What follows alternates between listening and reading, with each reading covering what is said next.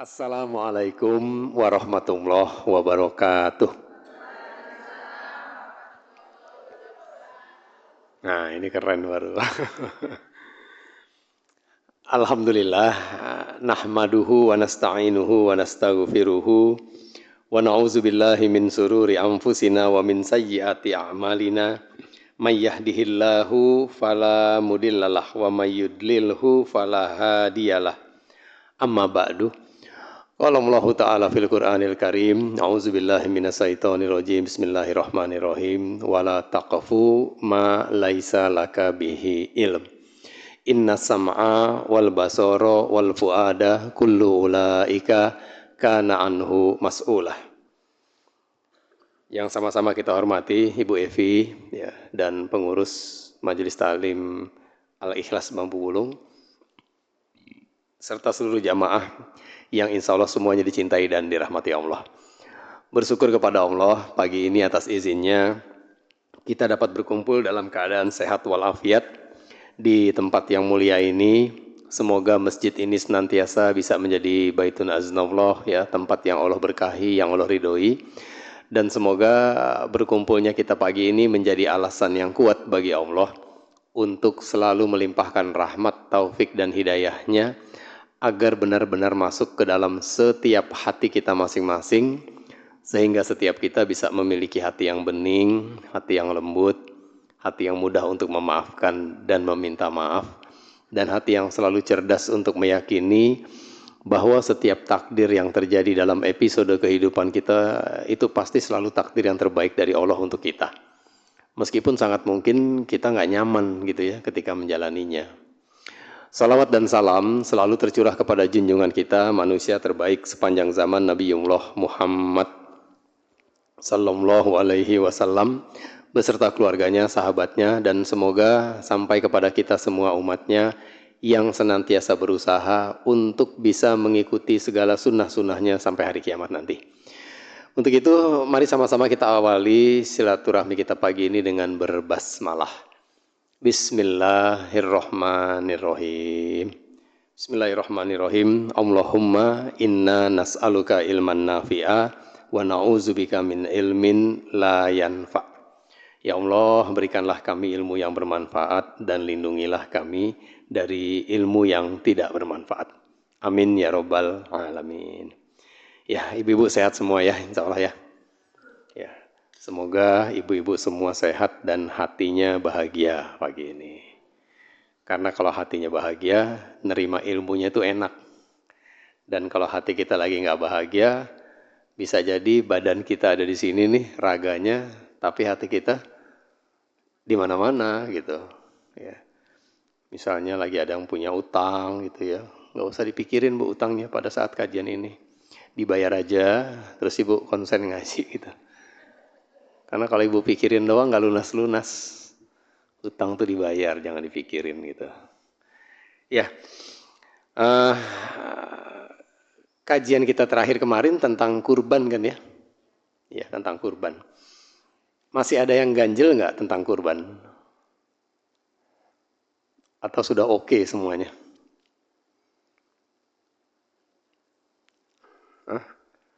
Masih ada yang ganjel nggak ibu tentang kurban? Atau ibu-ibu semua sudah mantep, iya saya bisa kurban Pak tahun ini gitu. Mantep ya? Bisa semuanya kurban kan ya?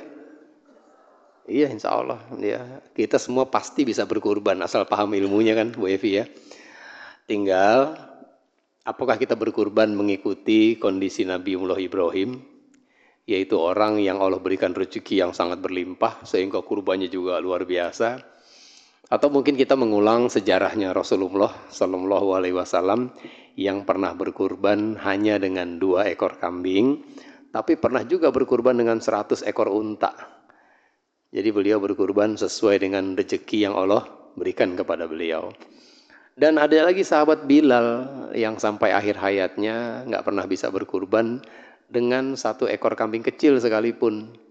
Tapi Bilal nggak lempar anduk warna putih gitu ya. Bilal nggak nyerah. Ya saya nggak kurban deh tahun ini gitu. Enggak. Bilal tetap berusaha bersyukur kepada Allah atas nikmat yang Allah berikan kepadanya. Dengan apa? Meskipun tidak bisa berkurban dengan kambing kecil sekalipun, tapi Bilal tetap berusaha untuk bersyukur dengan cara bersedekah semampu, semaksimal yang bisa Bilal lakukan. Jadi sejatinya kita semua ini bisa berkurban sesuai dengan kondisi kita masing-masing. Sampai di sini jelas ya? Jelas ya. Dan seperti biasa, di awal kajian itu surat Al-Isra ayat 36 itu selalu menjadi menu utama kita yang mesti kita ingat. Ketika Allah berfirman, wala taqfu ma laisa laka bihi ilm. Inna sam'a wal basara wal fuada kullu ulaika kana anhu mas'ulah. Surat 17 ayat 36 ya. Yang paling atas tuh Ibu-ibu. Kelihatan enggak slide-nya, Bu? Buaya kelihatan enggak buaya? Boleh tolong bantu baca buaya? Ada mic-nya enggak ya, Bu Evi? Maaf Bu Evi. Yang ini nih, Bu. A'udzubillahiminasyaitonirrajim. Bismillahirrahmanirrahim. Dan janganlah kamu mengikuti sesuatu yang tidak kamu ketahui, karena pendengaran, penglihatan, dan hati nurani.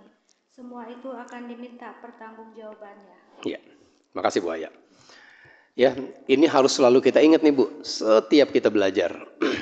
Kata Allah, janganlah kamu mengikuti sesuatu atau mengatakan sesuatu atau melakukan sesuatu tanpa ilmu. Ya, jangan lakukan sesuatu yang kamu tidak ketahui ilmunya, maksudnya gitu ya. Ma laisa laka bihi ilm. Kenapa?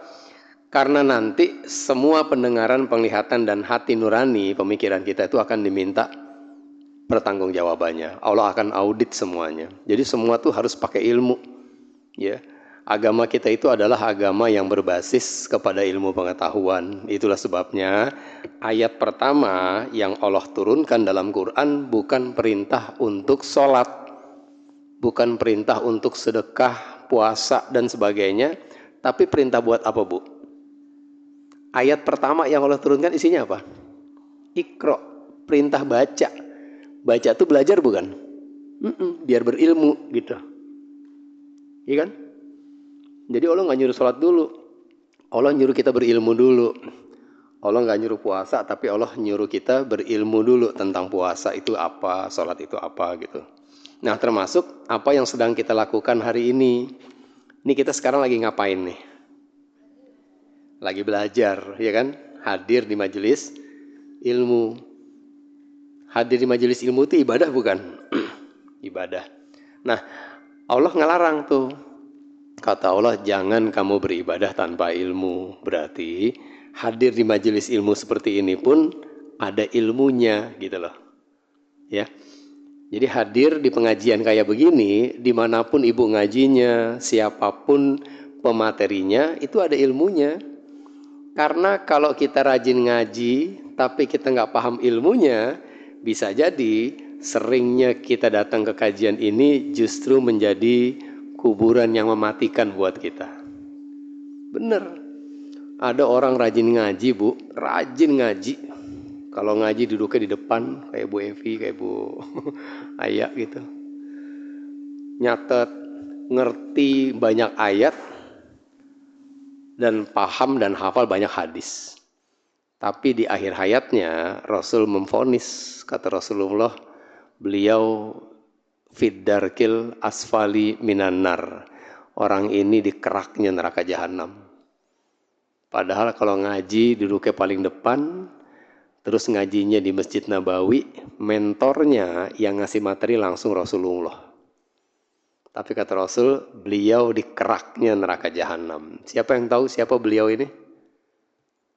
Siapa yang Rasul maksud beliau? Ada yang tahu nggak? Ayo angkat tangan yang tahu. Orang yang rajin ngaji bersama Rasulullah, duduk di depan, banyak hafal ayat, mengerti banyak hadis, tapi di neraka jahanam tempatnya. Ada absen dong? Mana sih absennya? Absennya masih di depan ya? Oh Cak, boleh nggak Cak tolongin Cak? Tolong ambilin absennya Cak.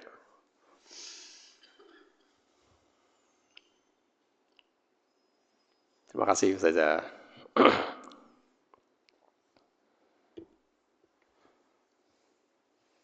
Kasih Cak. Oca ini anak saya nomor 4 Bu.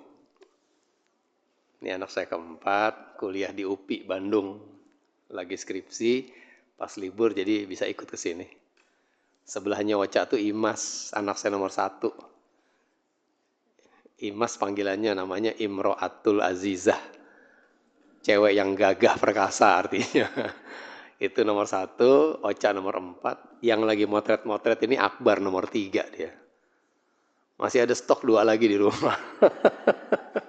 Yang nomor 2 tuh adiknya Imas udah nikah, anaknya 1, namanya Zulfikar. Dan yang paling bontot Zidni, Rizky Amali, kuliah semester berapa Bu? 4 ya?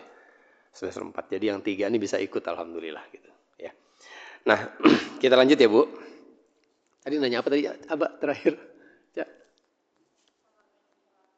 Oh iya, siapa orang yang Rasul maksudkan bahwa dia dikeraknya neraka jahanam padahal rajin ngaji? Ada yang tahu Bu? Ibu Feria. Ferial atau Feria? Feria L atau Ferial? Oh, L-nya tuh gabung sebetulnya ya. Agak jauh soalnya saya pikir Feria. Bu Ferial, siapa Bu orang yang Rasul maksud Bu?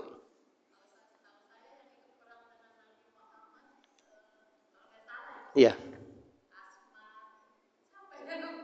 Asma ya. Oke, makasih Bu Ferial. Bu Dela. Ah, Bu Dela, siapa Bu?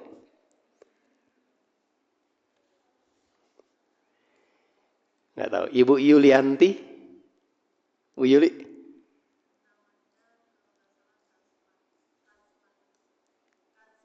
Kasman. Bu Nila? Mana Bu Nila? Nah, lu ada 2. Nila ada 2 beneran nih. Nila Kesuma yang mana? Nila Kesuma. Kalau yang sebelahnya Nila siapa Bu? Nila siapa Bu? Mei. Sudah absen belum Ibu ya? Sudah, Mei lah. Oh, Nila M ya? Oh, Nila Mela. Iya, Nila Kesuma dulu deh. Nggak tahu. Nila M? Tahu juga. Oke. Yang Rasulullah katakan tadi, beliau dikeraknya neraka jahanam namanya adalah Abdullah bin Ubay bin Salul. Tokoh kemunafikan pertama dalam sejarah Islam. Jadi orang munafik pertama dalam sejarah Islam itu adalah Abdullah bin Ubay bin Salul. Dan beliau akan jadi main course, akan jadi menu utama kajian kita hari ini. Tentang ilmu dan, apa judulnya Bu kajian kita? Ilmu dan kebeningan hati. Sip. Ya. Siapa tadi nama orang munafiknya? Abdullah bin Ubay bin Salul. Ya. Di awal-awal kajian kita di sini Bu Evi ya, kalau saya nggak salah, saya pernah menyampaikan materi tentang ilmu paket hemat dan paket komplit. Pernah nggak sih? Pernah nggak Bu? Bu Holi, pernah nggak saya sampaikan materi ini Bu? Belum pernah ya? Yang lain kali.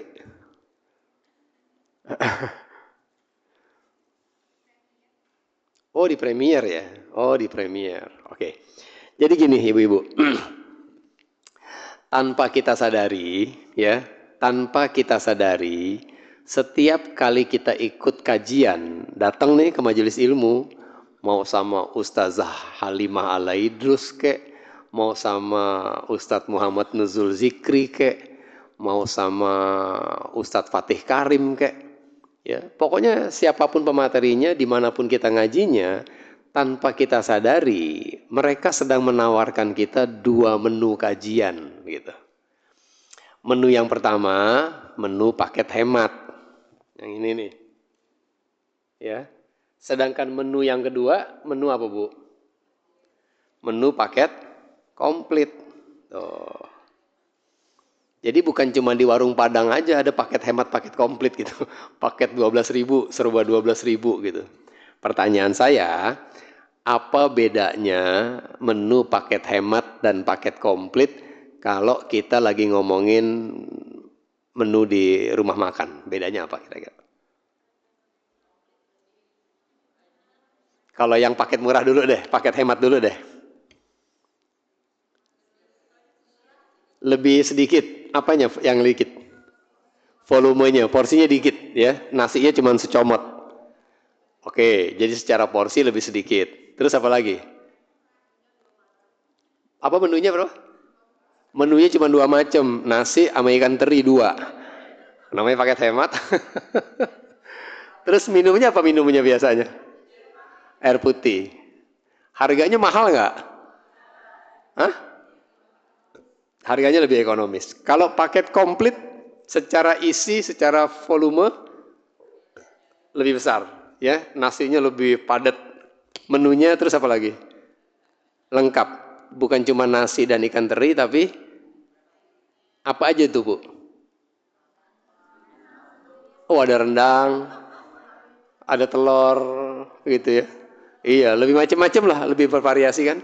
Terus minumnya dapat air putih atau bukan? Es teh manis tuh. Ya. Nah, tinggal terakhir, pas kita bayar, itu ngerogoh kantongnya dalam atau nggak dalam? Dalam. Berarti untuk mendapatkan menu paket komplit yang secara isi lebih padat, terus menunya lebih bervariasi, minumannya lebih enak, kita harus merogoh kantong lebih dalam. Ilmu juga sama tuh. Jadi setiap ibu ikut kajian, tanpa sadar ibu lagi ditawarkan 2 menu sama kajian tersebut. Yang satu menu paket hemat, yang satu lagi menu paket komplit. Yang paket hemat gimana tuh Pak Indra? Yang paket hemat, ibu cukup datang ke kajian, datang aja. Kemudian dengarkan kajiannya, kemudian ibu pulang. Tapi sampai di rumah, hati kita tetap keras. Gitu. Kalau menu paket hemat. Kenapa? Karena cukup datang. Datang aja. Terserah mau datangnya 10 menit setelah kajian kek, atau datangnya mungkin 5 menit terakhir. Yang penting gue datang gitu. Kajian selesai jam 11, ibu datang jam 10.55. Cuk. Assalamualaikum, maaf ya terlambat, duduk. Mari kita sempurnakan kajian dengan hamdalah. Alhamdulillahirabbil alamin. Datang nggak tuh? Datang, tapi datangnya 5 menit terakhir. Paket hemat tuh begitu. Yang penting datang. Terus apa lagi? Dengerin kajian. Tapi dengerinnya beda dengan yang paket komplit. Kalau yang paket hemat, dia mendengarkan kajiannya sambilan, Bu. Jadi nggak fokus. Jadi sambil dengerin kajian, ada aktivitas lain yang dia kerjakan. Apa tuh? Sambil kajian, sambil ngobrol. Sama yang sebelah kanannya kek, yang kirinya kek, yang depannya kek, atau mungkin sama yang di belakangnya. Jadi kajian sambil ngobrol. Atau sambil kajian sambil jualan. Ada nggak orang yang datang kajian sambil jualan? Ada. Jadi datang tasnya gede banget. Isinya jilbab syar'i. Terus nyari duduknya yang kealingan tiang atau kealingan sama tirai.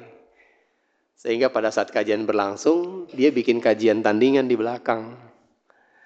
Dia bilang sama Ibu Yuli, Bu Yuli, nanti pulang beli jilbab saya ya.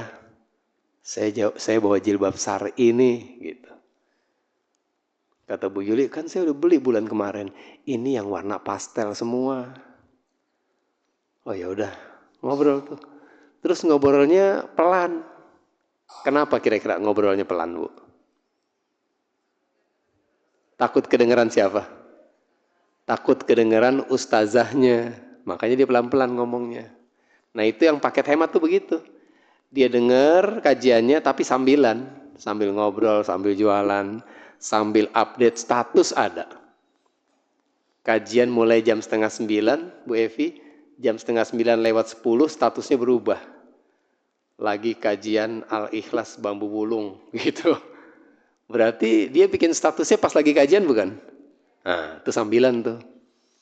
Jadi kalau menu paket hemat tuh begitu, datang dengerin kajian tapi sambilan.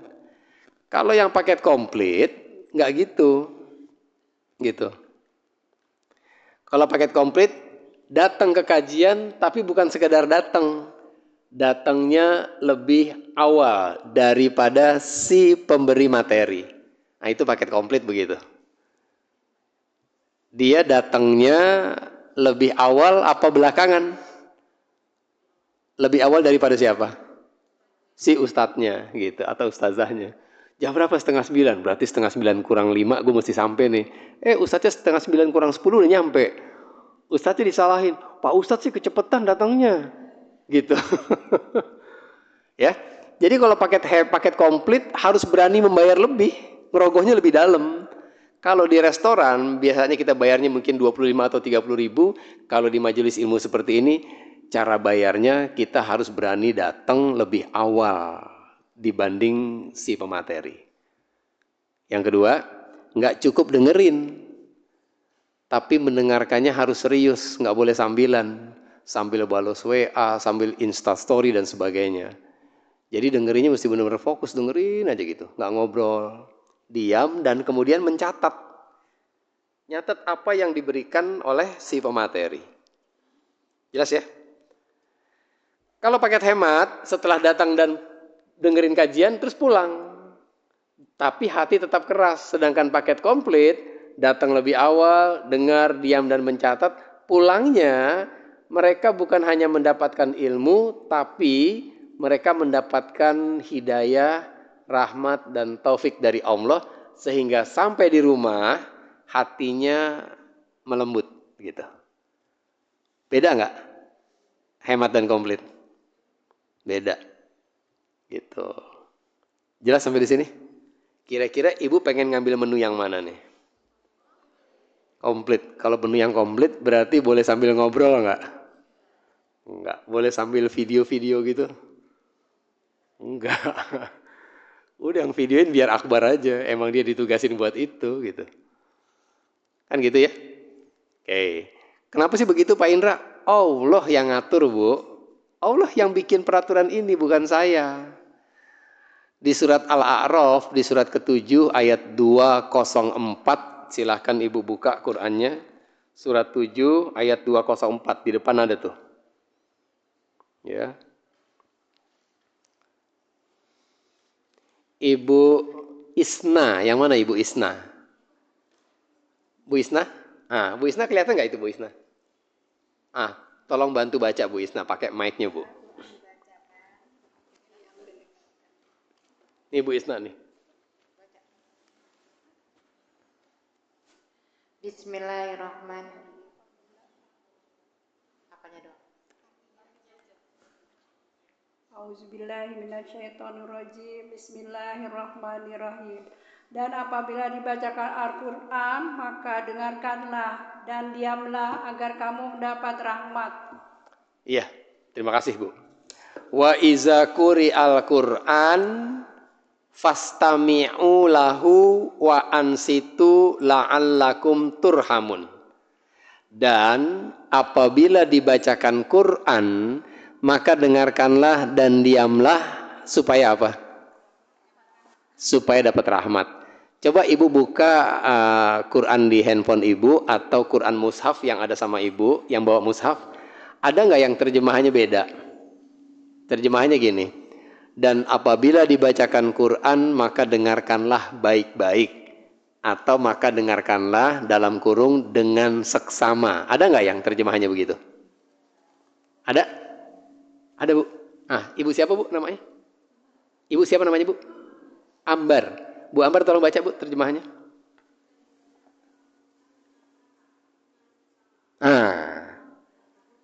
Tuh ya kan? Wa iza quri al-Qur'an, apabila Quran sedang dibacakan fastami'u, maka dengarkanlah aku. Quran itu dengarkanlah dengan seksama. Gitu.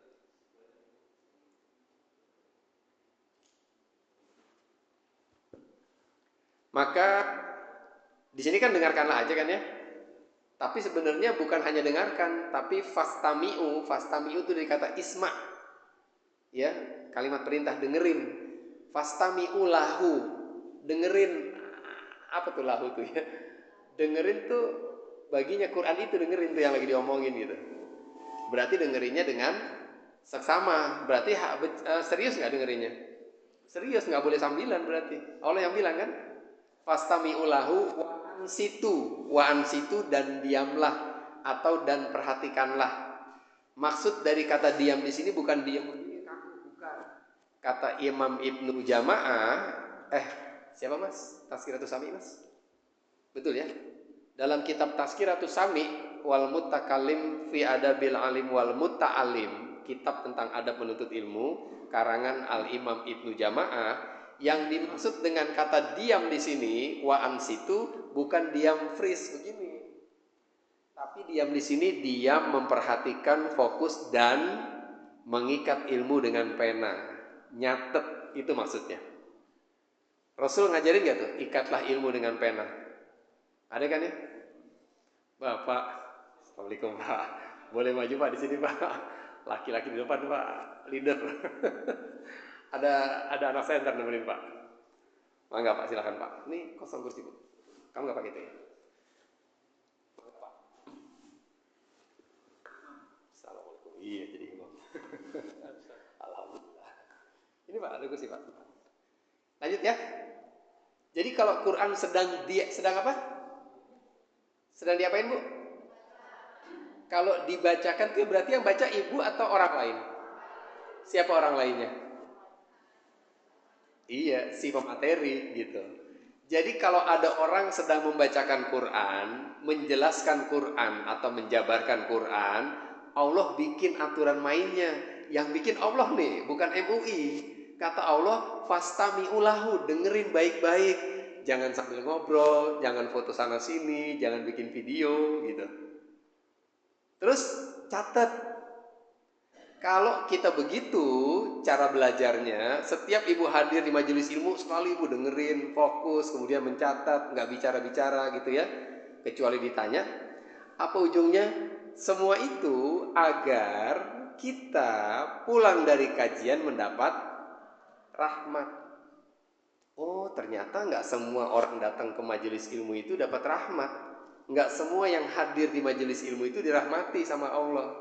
Yang dirahmati hanya yang berani bayar lebih gitu. Bayar lebihnya bukan pakai duit, pakai apa? Datang lebih awal, dengerin, nggak bicara-bicara, mencatat. Kalau begitu gaya ibu belajar, pulang dari majelis ilmu, ibu mendapat rahmat dari Allah. Bukan hanya ilmu. Kan paket komplit Bu Aya. Bukan cuma nasi sama teri. Tapi nasi, teri, ada telur, ada rendang tadi. Lebih banyak dapatnya. Kalau yang hemat cuma dapat ilmu doang. Kalau yang paket komplit dapat ilmu plus rahmat dari Allah. Jelas nggak sampai di sini? Jelas ya? Nah, kalau sudah jelas, lihat surat Ali Imran, surat ketiga ayat 159. Surat Ali Imran ayat 159. Tadi kan ayatnya wa iza quri'al Qur'an, kalau kamu sedang dibacakan Quran maka dengarkanlah dan diamlah la'allakum turhamun, agar kamu mendapat rahmat. Oke Pak Indra, kalau begitu mulai sekarang saya dengerin Bapak ngomong, saya catat yang penting-pentingnya, berarti saya dapat rahmat dong. Jawabannya iya apa enggak? Insya Allah dapat. Terus apa untungnya buat saya? Berdasarkan ayat ini, kalau ibu dapat rahmat, maka hati ibu akan dibikin lembut oleh Allah. Seperti lembutnya hati Nabi Muhammad SAW. Gitu. Jadi nggak semua orang ngaji dapat rahmat. Makanya nggak heran kalau ada orang yang rajin ngaji, tapi sifatnya masih jelek Bu Evi. Ngajinya mah kemana-mana dah. Ngajinya rajin banget, tapi kalau ngomong nyakitin. Kalau ngomong sama suami ngegas, padahal rajin ngajinya. Kok gitu sih? Kok akhlaknya nggak bagus? Pas dilihat CCTV, oh tiap ngaji ngobrol dia ngajinya. Ngobrol, nggak pernah nyatet. Kadang-kadang sambil jualan. Walaupun pada saat kajian nangis. Pernah tuh Bu Evi ada kajian di Tangerang Bu Evi. Selesai kajian mata ibu-ibu di belakang tuh pada merah, pada nangis. Kirain terharu sama kajiannya gitu. Nggak taunya sambil kajian mereka bawa rujak dari rumah gitu. Sambil ngaji nyocol, merah tuh matanya gitu. Kelihatan di CCTV, oh pantesan ngajinya begitu sih. Kalau ngajinya begitu, ibu tetap dapat ilmu, tapi tidak dengan rahmat dari Allah. Jelas nggak? Kalau nggak dapat rahmat, berarti hatinya lembut apa enggak? Enggak, tetap aja keras. Jelas nih? Jelas ya? Nah, berarti penting nggak menjaga sikap di majelis ilmu? Penting, penting banget. Ya, diam, dengerin, kemudian nyatet. Dah, kita lanjut. Ulama itu mengatakan hal ini nih Bu. Ini ucapan para ulama. Bahwa sesungguhnya setiap hal yang dikejar, setiap hal yang dicari oleh manusia itu selalu membutuhkan tempat atau wadah gitu. Ibu-ibu yang hobi sama tanaman, kalau pergi kemana-mana yang dilihat apa kira-kira? Tanaman, kan gitu ya. Ibu pergi ke Bandung, terus pergi ke Prima Rasa tuh. Tahu kan Prima Rasa kan? Itu kan kalau kita naik tangga Prima Rasa tuh sebelah kirinya jual pohon-pohonan nggak tuh? Ada pohon yang dijual tuh, cakep-cakep banget tuh. Nah, kalau kita mau beli tanaman yang bagus, kita mesti siapin apa di rumah? Apa? Wadahnya kan? Iya nggak? Kecuali kita beli sudah dengan potnya gitu. Terus yang hobinya ikan, setiap jalan kan yang dicari ikan. Lagi pergi jalan-jalan ada ikan bagus nih, beli. Ntar dulu main beli aja, ada nggak akuariumnya di rumah? Iya nggak? Iya, beli ikan butuh akuarium. Beli tumbuhan kita butuh pot. Yang hobinya otomotif, kemana-mana beli mobil Pak. Asal pameran beli. Mereka mesti nyiapin apa tuh di rumah? Garasi itu wadah bukan? Wadah. Mobilnya bagus tapi nggak punya garasi. Hujan kehujanan, panas kepanasan, lama-lama rusak nggak mobilnya? Rusak. Tapi orang yang beli mobil dan dia menyiapkan garasi yang bagus, kira-kira umur mobilnya akan lebih panjang nggak? Lebih bagus nggak mobilnya nanti dibanding yang tanpa garasi? Kata para ulama gitu tuh. Apapun yang dicari oleh manusia itu selalu butuh wadah. Dan ilmu ini termasuk yang kita cari bukan? Iya, kita sedang mencari ilmu nih, menuntut ilmu. Berarti yang namanya ilmu butuh wadah nggak? Butuh tempat nggak Bu? Apa tuh wadahnya ilmu? Hati. Dari mana kita tahu wadahnya ilmu hati? Allah yang berfirman di surat Al-Ankabut ayat 49. Yuk, silahkan. Siapa yang mau baca?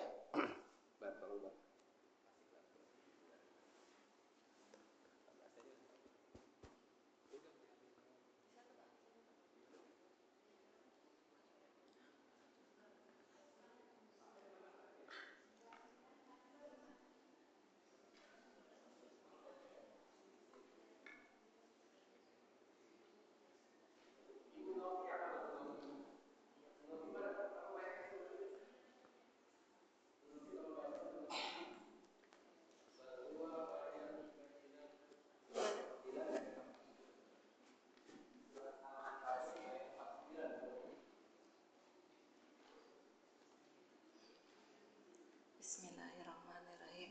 Sebenarnya Al-Quran adalah ayat-ayat yang jelas. Di dalamnya dada orang-orang yang berilmu.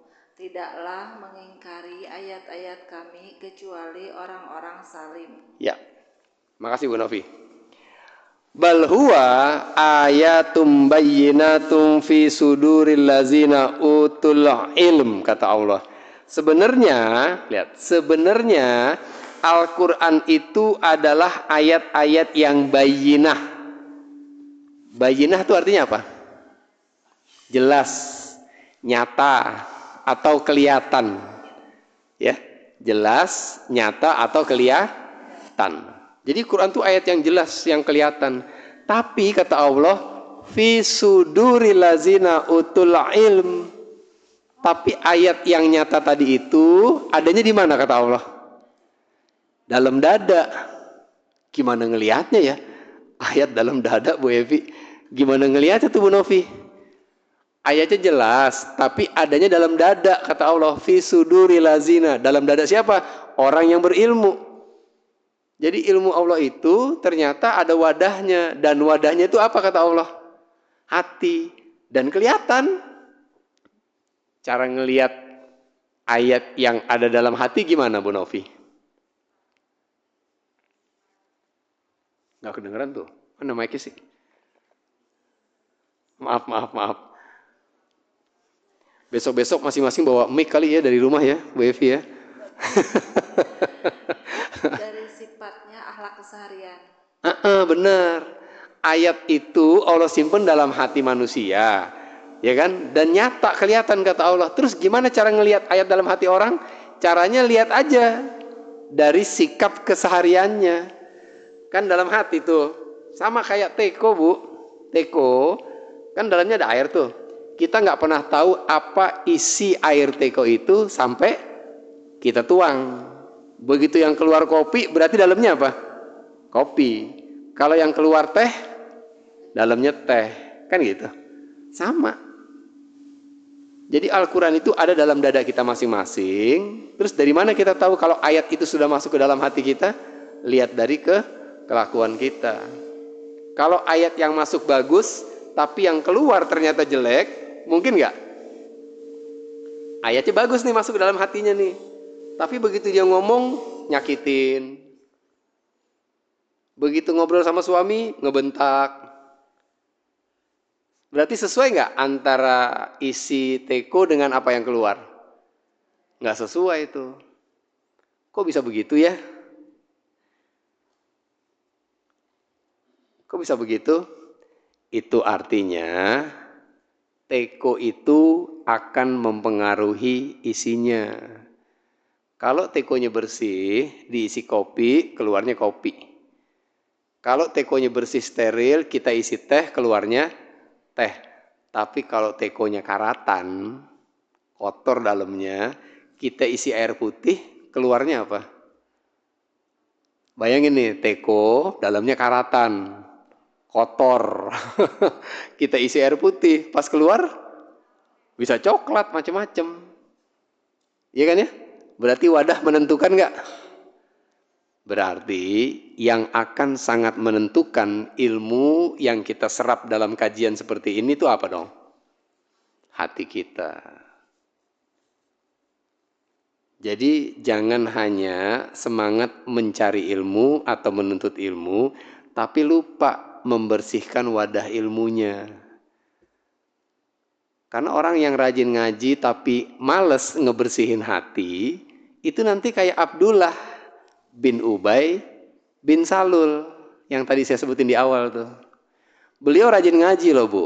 Beliau rajin ngaji, banyak hafal ayat, mengerti banyak hadis, ngajinya di Masjid Nabawi, duduk selalu paling depan, nyatet, dan mentornya langsung Rasulullah.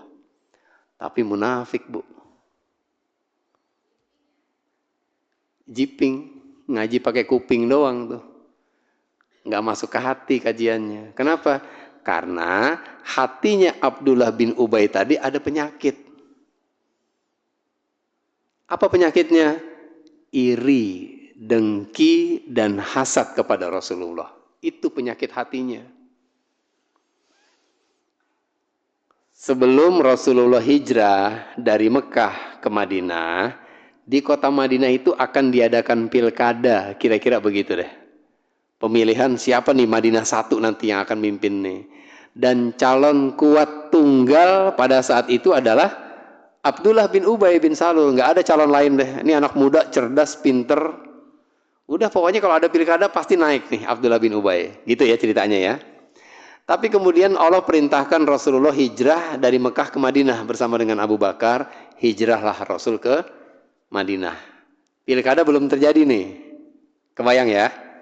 Sampai di Madinah, Rasulullah kemudian menyebarkan ajaran Islam dengan cara yang baik, dengan cara yang asik, nggak ngafir-ngafirin orang, nggak nyalah-nyalahin orang.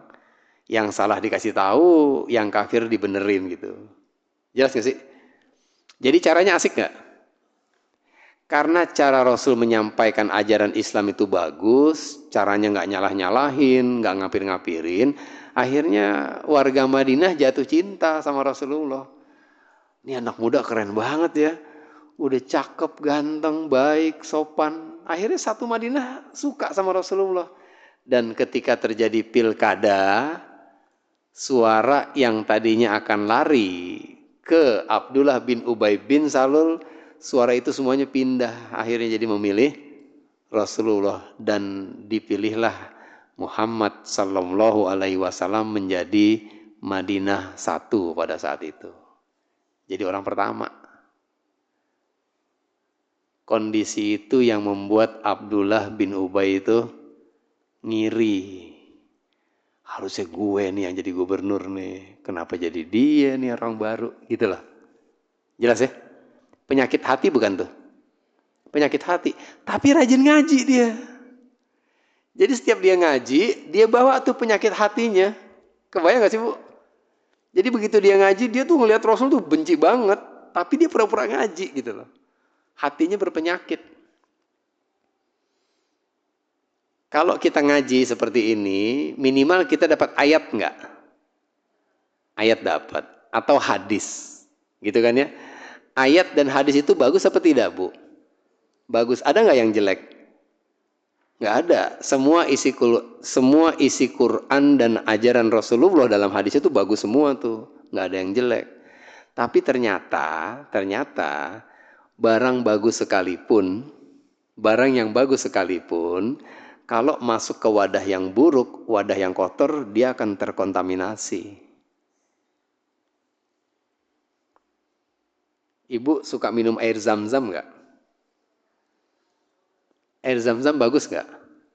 Bagus. Kalau kita rajin minum air zam-zam, kira-kira tambah sehat nggak sih kita? Tambah sehat kan ya? Kan dengan catatan, kalau gelas yang kita pakai untuk minum air zam-zam itu bersih. Iya enggak? Ibu dapat air zam-zam yang 19 liter tuh, yang galon segitu kan tuh. Tiap hari ibu minum, tapi gelas yang ibu pakai buat minum air zam-zam itu ada potongan kecoaknya. Kebayang enggak? Kira-kira semakin ibu sering minum tuh air zam-zam, makin sehat atau kita besuk ibu di rumah sakit Cinere gitu kira-kira? Hah? Makin kita minum makin berpenyakit enggak? Yang salah air zam-zamnya atau apanya? Wadahnya. Kenapa wadahnya? Kotor. Ada potongan kecoa. Air zam-zam enggak ada isu. Air terbaik di dunia. Kalau sekarang ada pH sekian gitu ya. Air mineral namanya A, B, C. Itu diadu dengan zam-zam, tetap zam-zam nomor 1. Tapi kenapa nih orang rajin minum air zam-zam kok kita besuk di rumah sakit? Pas dilihat-lihat, oh gelas yang dia pakai ada kecoaknya. Pantesan aja dia minum bukan sehat tapi malah sakit. Jelas nggak? Jelas ya? Oke. Jadi ilmu itu wadahnya adalah hati. Maka Imam Syafi'i itu mengatakan laisal ilmu ma khufiz, enggak disebut ilmu apa-apa yang sekedar kita hafal. Innamal ilmu ma nafa. Tapi yang dikatakan ilmu itu adalah yang bermanfaat buat kita. Nah, itu baru ilmu tuh. Coba teruskan hadis ini. La tagdob. Yang kenceng Bu, la tagdob walakal jannah. Artinya jangan marah, maka bagimu surga. Hafal tuh ibu-ibu tuh. Hadisnya hafal, artinya tahu. Terus dari tadi pagi sampai jam segini udah marah belum ibu? Ya, marah ke suami ke, marah ke anak yang belum bangun subuh ke, gitu. Hadisnya mah apal, la tagdob walakal jannah, jangan marah maka bagimu surga. Baru 6:30 udah 3 kali teriak. Bapak gitu. Kakak, udah jam berapa nih? Itu kalau hadisnya hafal tapi pengamalannya tidak, berarti itu bukan ilmu kata Imam Syafi'i. Berarti ayatnya baru sampai di otak tapi belum masuk ke hati. Kan Allah yang bilang, ayat Quran itu wadahnya apa tadi? Hati. Jadi kalau kita baru hafal doang, itu berarti ilmu itu baru sampai di kepala, Bu. Dia belum turun ke hati, belum masuk ke hati. Ayat Quran, hadis-hadis Rasulullah itu bagus semua tuh. Suci semuanya. Karena ayat Al-Quran itu suci, maka Allah tidak akan menitipkan Al-Quran ke dalam hati manusia kalau hatinya kotor atau berpenyakit. Udah begitu aja teorinya. Karena Al-Quran itu ayat yang suci, maka Allah nggak akan mau menitipkan Quran ke dalam hati manusia kalau hatinya kotor atau berpenyakit. Jadi hafal ayat, tapi kalau pengamalannya nggak sesuai, berarti ilmunya udah masuk ke hati atau belum? Apa yang membuat ilmu nggak masuk ke hati? Penyakit hati tadi. Gitu. Rajin ngaji, udah 10 tahun ngaji, catatannya banyak banget. Agenda 1, agenda 2, agenda 3, binder 1, binder 2, binder 3. Komplit catatannya. Tapi nggak rajin ngebersihin hati. Itu bahaya tuh. Fatal. Nanti ilmunya banyak, tapi ngamalinya nggak bisa.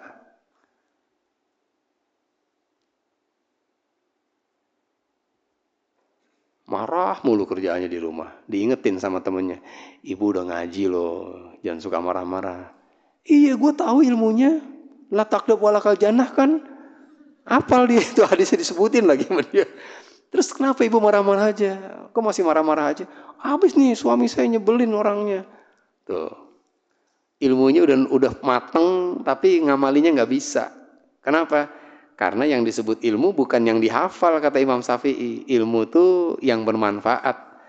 Kalau tahu jangan marah tapi masih marah-marah berarti bermanfaat nggak ilmunya? Enggak. Gitu. Jelas nggak sampai sini, Bu? Jelas ya? Oke. Lihat slide berikutnya.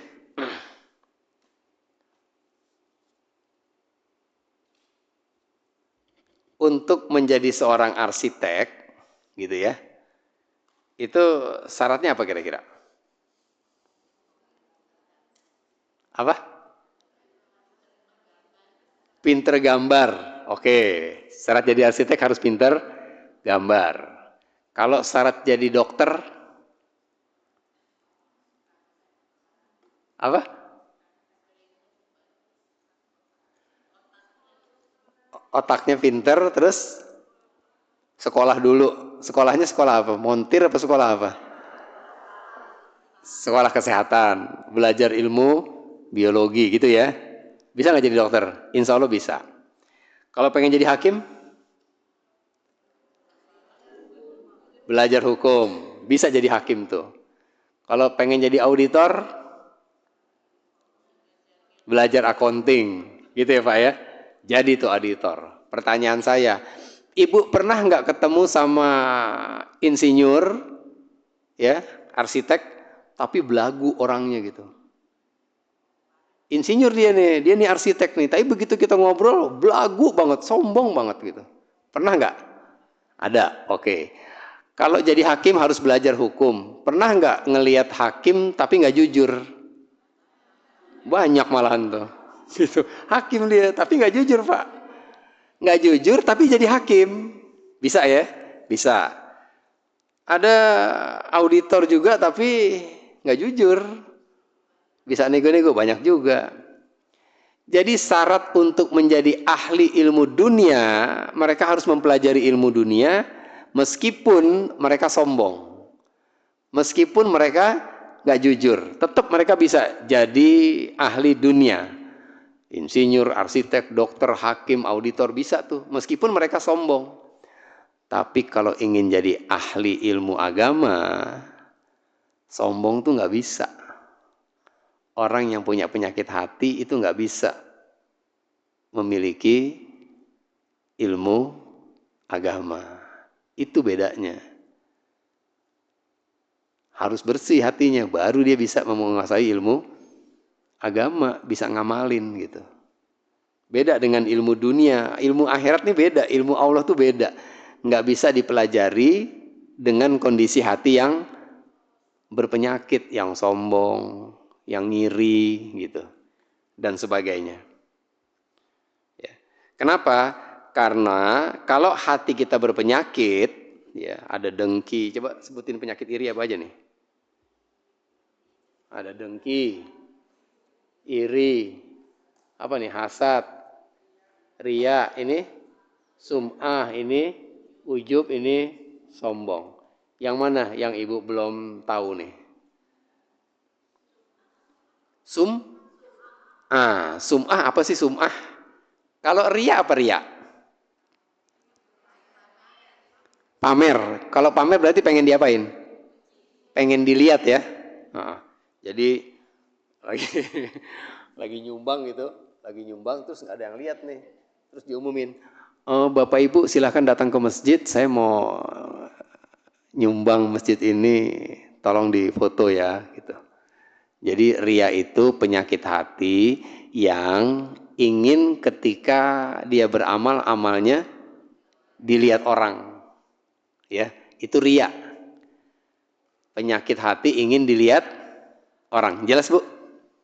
Jelas ya? Kalau sum'ah apa? Sum'ah, Ibu tahu arti sami'un? Dengar, ya. Sami'un tuh mendengar, isma' tuh dengarkan. Nah, sum'ah itu penyakit hati buat orang yang ketika dia beramal, dia ingin amalnya itu diketahui orang, tapi lewat telinga. Kalau ria diketahui orang lewat mata. Kalau sum'ah diketahui orang tapi lewat telinga. Jelas nggak bedanya? Jelas bedanya, Bu? Oke, kalau jelas bedanya, contohnya gini. Tadi pagi, Mbak Rati mana Mbak Rati? Ibu Rati? Tadi pagi Bu Rati nyumbang gitu, bersedekah buat masjid di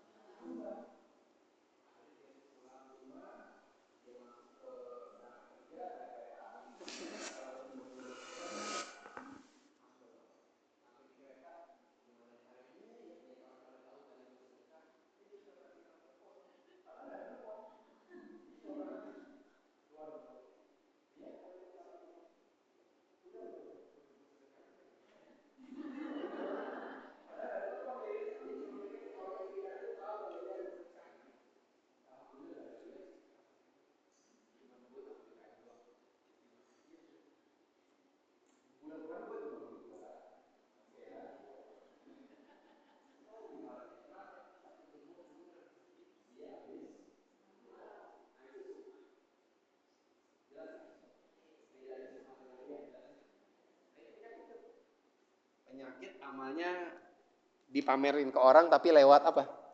Lewat audio, lewat iya audio ya, kalau ini visual, lewat pendengaran gitu. Nah itu sum'ah. Ini penyakit hati nih, Bu. Ini ibarat potongan kecoa dalam gelas. Ngerti gak? Jelas ya? Ada iri. Iri itu gak suka aja kalau ngelihat orang dapat kebaikan gitu. Ibu ngaji dapat meja semua hatu-hatu nih. Terus datang lagi 3 orang, begitu datang mejanya udah habis. Ngiri dia. enak banget sih yang lain dapat meja kita enggak. Sebatas itu aja tuh ngiri tuh gitu. Sebatas kok dia dapat gua enggak sih, itu ngiri. Ya, kalau dengki itu dia nggak suka ngelihat orang lain dapat meja, ya, dan dia berharap meja yang dimiliki orang lain tuh hilang gitu. Mudah-mudahan patah tuh mejanya buaya, biar dia nggak bisa pakai meja gitu. Mudah-mudahan yang pakai meja pada patah mejanya. Saking dia nggak demen ngelihat orang dapat kebaikan dan berharap kebaikan itu hilang dari orang tersebut. Itu dengki. Jelas bedanya? Jelas nggak bedanya? Kalau ngiri nggak suka aja, tapi kalau dengki dia nggak suka orang dapat kebaikan dan berharap kebaikan itu hilang dari orang tersebut. Jelas bedanya ya? Nah, ada lagi hasad. Ini masih sepupuan semua nih. Iri, dengki, sama hasad masih sepupu dia. Kalau hasad apa? Kalau hasad, orang yang tidak suka melihat orang lain mendapatkan kebaikan dan dia berharap kebaikan itu pindah kepada dirinya dengan cara apapun gitu. Sampai membunuh sekalipun dia akan lakukan. Yang penting kebaikan itu hilang dari orang tersebut dan jadi milik dia. Jelas bedanya? Sekarang ibu ngerti sering dengar istilah pelakor nggak? Ada kan pelakor ya? Itu kalau pelakor tahu nggak sih kalau tuh laki udah punya istri gitu? Iya, udah punya, tahu dia. Tapi dia nggak suka, dia pengen tuh suami jadi milik dia. Dengan cara apapun, sekalipun dengan cara selingkuh dan sebagainya. Yang penting itu cowok jadi punya gue gitu. Nah itu hasad tuh begitu tuh. Dan itulah yang terjadi pada diri Qabil di kajian kita kemarin. Waktu Qabil harus menikah dengan Labuda, sementara Habil menikah dengan Ikrimah, kan Qabil ngiri. Enakan lu dapet cakepan. Maka dengan cara apapun Qabil berusaha mendapatkan Ikrimah. Sampai apa ucapan Qabil? Qala la aqtulannaka, sungguh aku pasti akan membunuh kamu. Sampai membunuh pun dia lakonin. Yang penting dia bisa dapetin wanita pujaannya. Nah itu hasad tuh. Serem tuh ya penyakit hati ya. Dari semua penyakit hati ini, ada satu penyakit yang paling fatal, yang paling berbahaya. Lebih fatal dari penyakit HIV AIDS, kata para ulama. Apa tuh? Yang ini nih. Penyakit hati yang paling mematikan, yang paling berbahaya itu adalah penyakit kiber atau sombong. Ada yang tahu kenapa penyakit sombong termasuk penyakit yang paling berbahaya? Kira-kira apa alasannya, Bu? Kenapa sombong lebih berbahaya dibanding iri, dengki, dan hasad? Langit seperti itu, karena sudah diwanti-wanti sama Allah di dalam Al-Quran sendiri, bahwa berarti sombong ini adalah kerusakan hati yang paling parah, paling besar. Itu pendapat saya. Iya, makasih Pak. Ya, kamu gak akan bisa menembus langit illa bisultan, kecuali dengan kekuatannya Allah tolong. Iya. Kenapa penyakit sombong adalah penyakit hati sombong, kenapa menjadi penyakit yang paling berbahaya, mematikan, lebih bahaya dari HIV AIDS? Karena penyakit sombong, kata Rasulullah, barang siapa yang dalam hatinya ada kesombongan, walaupun hanya sebesar zarah, maka dia tidak punya tempat di surga, kata Rasulullah. Jadi kalau penyakit sombong itu membuat orang yang punya penyakit itu nggak berhak atas surga. Kalau penyakit ria, sum'ah, hasad masih bisa dia. Tapi kalau udah sombong, dia udah terlempar tuh dari kandidat calon penghuni surga. Bahaya nggak? Serem nggak? Serem. Kenapa? Allah bilang, berakhlaklah kamu, bersikaplah kamu seperti akhlakku, kata Allah. Ya, Ar-Rahman, silahkan jadi orang yang baik, silahkan jadi pemaaf, illa kecuali al-muttakabbir, kecuali sombong, jangan ditiru, kata Allah. Yang berhak sombong cuma Allah. Sombong itu pakaian kebesarannya Allah. Makanya kalau kita sombong, kita akan terlempar dari kandidat calon penghuni surga. Rasul yang bilang, barang siapa yang dalam hatinya ada kesombongan sebesar zarah, maka dia nggak berhak atas surga. Gitu ya Pak ya.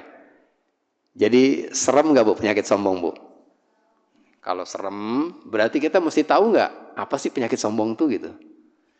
Rasulullah Shallallahu Alaihi Wasallam itu bersabda, ya, menjelaskan definisi dari penyakit atau kata sombong itu sendiri. Sombong yang dalam bahasa Arabnya itu adalah al-kibr.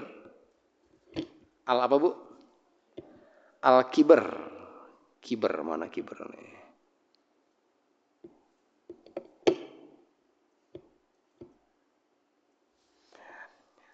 Al-kibru, kesombongan itu kata Rasulullah, batorul haq wa gomtun nas. Sombong itu definisinya batorul haq wa gomtun nas. Apa tuh Pak Indra? Batorul haq artinya menolak yang hak atau menolak kebenaran. Jelas? Wa artinya dan, gomtun nas itu meremehkan manusia atau merasa dirinya lebih oke dari orang lain. Jelas Bu? Ibu Miranda Ikhlasena, yang mana Ibu Miranda? Bu Miranda coba diulang apa definisi kibr atau sombong?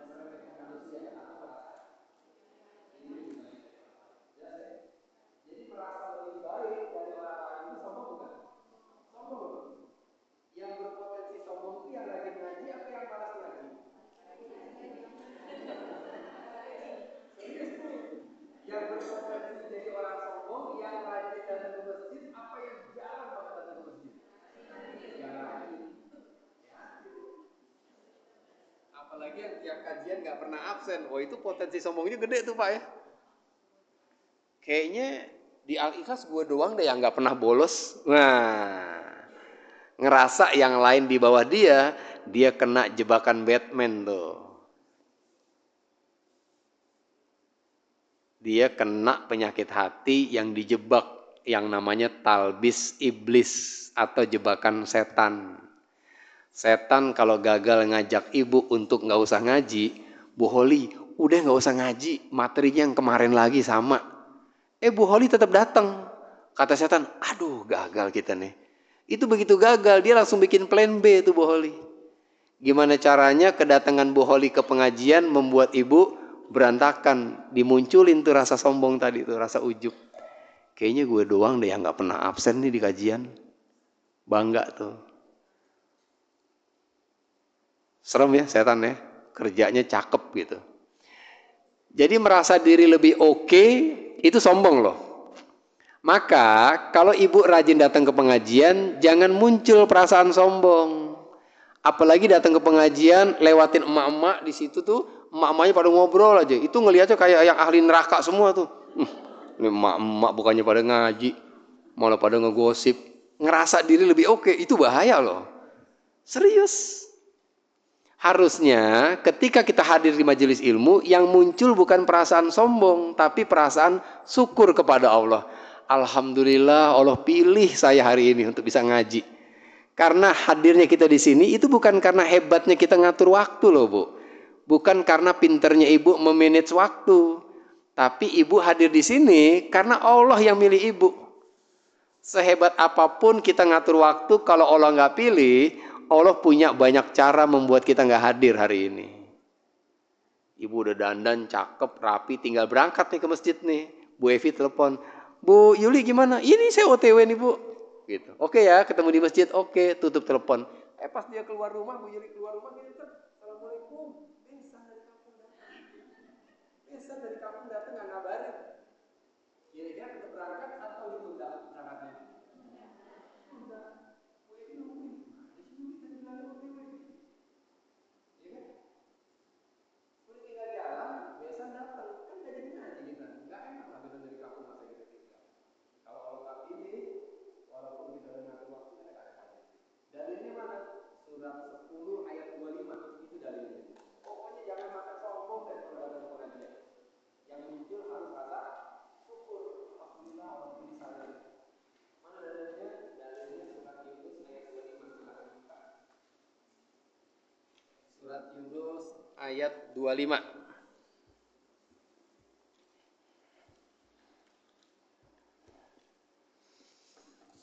Ibu Desi Lurianti. Yang mana Desi Lurianti? Ya, Mbak Desi, silakan Mbak Desi. Kelihatan nggak segitu Mbak Desi? Enggak ya? Kalau enggak boleh lihat Quran di mejanya, di mushafnya.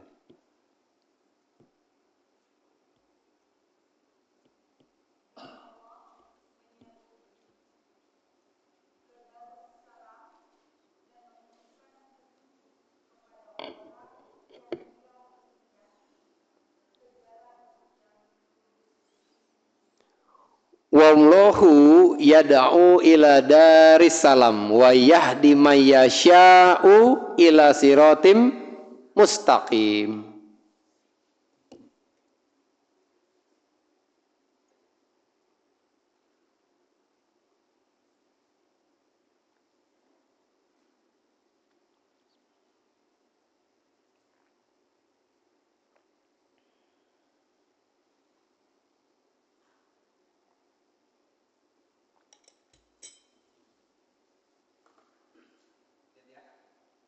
Wallahu dan Allah yad'u. Apa yad'u artinya? Menyeru. Dari kata da'a. Dal, ain, fathah, da'a. Da'a menyeru. Menyeru atau mengajak. Jelas ya? Wallahu yad'u dan Allah mengajak. Allah menyuruh manusia. Da'a artinya mengajak. Orang yang suka mengajak disebut da'i. Kalau laki-laki, kalau perempuan, da'iyah. Jelas ya? Wallahu yad'u, Allah mengajak. Siapa mengajak? Wallahu yad'u ila darissalam. Semua manusia itu diajak ke Darussalam, tempat yang selamat atau surga. Semua manusia. Berarti termasuk orang Bogor kan? Masuk. Orang belakang tuh perlu gede. Masuk. Orang mana lagi? Pokoknya semua manusia diajak ke surga sama Allah. Tapi kan ini kalimat wa yahdi dan Allah memberikan huda, petunjuk atau hidayah mayyasya hanya kepada siapa yang Dia pilih. Wa yahdi mayyasya dan Allah memberi petunjuk kepada orang-orang yang Dia kehendaki doang. Berarti yang hadir, yang duduk hadir siapa nih? Orang-orang yang dikehendaki, yang dipilih sama Allah. Iya. Iya, semua diajak ke surga, tapi nggak semua diserok surganya sama Allah. Serokan surga itu di majelis ilmu adanya. Ini boleh begini, ini nggak boleh, harus begini, yang ini nggak boleh. Kan di majelis ilmu dapatnya. Iya kan? Semua diajak ke surga, tapi nggak semua dapat serokannya. Yang dapat serokan siapa? Yang Allah pilih aja. Siapa mereka? Yang bisa datang ke majelis ilmu. Maka kalau kita tidak hadir di majelis ilmu, jangan muncul rasa sombong, tapi rasa syukur yang harus muncul. Alhamdulillah, Allah pilih saya hari ini. Itu ibu tuh gede, respectnya gede. Kan rutin tuh ya.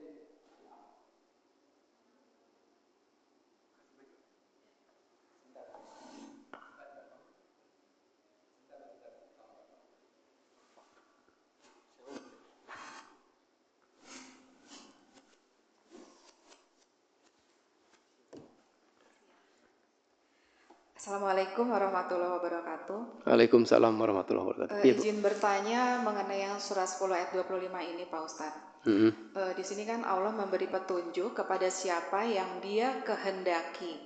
Pertanyaan saya, gimana caranya supaya saya ini bisa yang termasuk dikehendaki Allah gitu Pak Ustadz? Makasih Pak. Ya, sama-sama. Dengan Ibu Tuti. Makasih Bu Tuti, pertanyaannya Bu Tuti. Ya, pertanyaan Ibu kita simpen dulu ya Bu. Karena ini belum sesi tanya jawab. Jadi pertanyaannya kita simpen nih. Mudah-mudahan di slide-slide berikutnya kejawab pertanyaan Ibu. Gitu ya. Keren pertanyaannya. Allah hanya memberi petunjuk kepada orang yang Dia pilih, yang Dia kehendaki. Pertanyaannya, gimana caranya Pak agar saya termasuk orang yang terpilih? Kan gitu Bu ya. Gimana agar kita termasuk orang yang Allah kehendaki? Jelas nih? Oke. Caranya gimana? Nanti kita jawab di slide berikutnya. Bu ya, kita tahan dulu ya. Lanjut.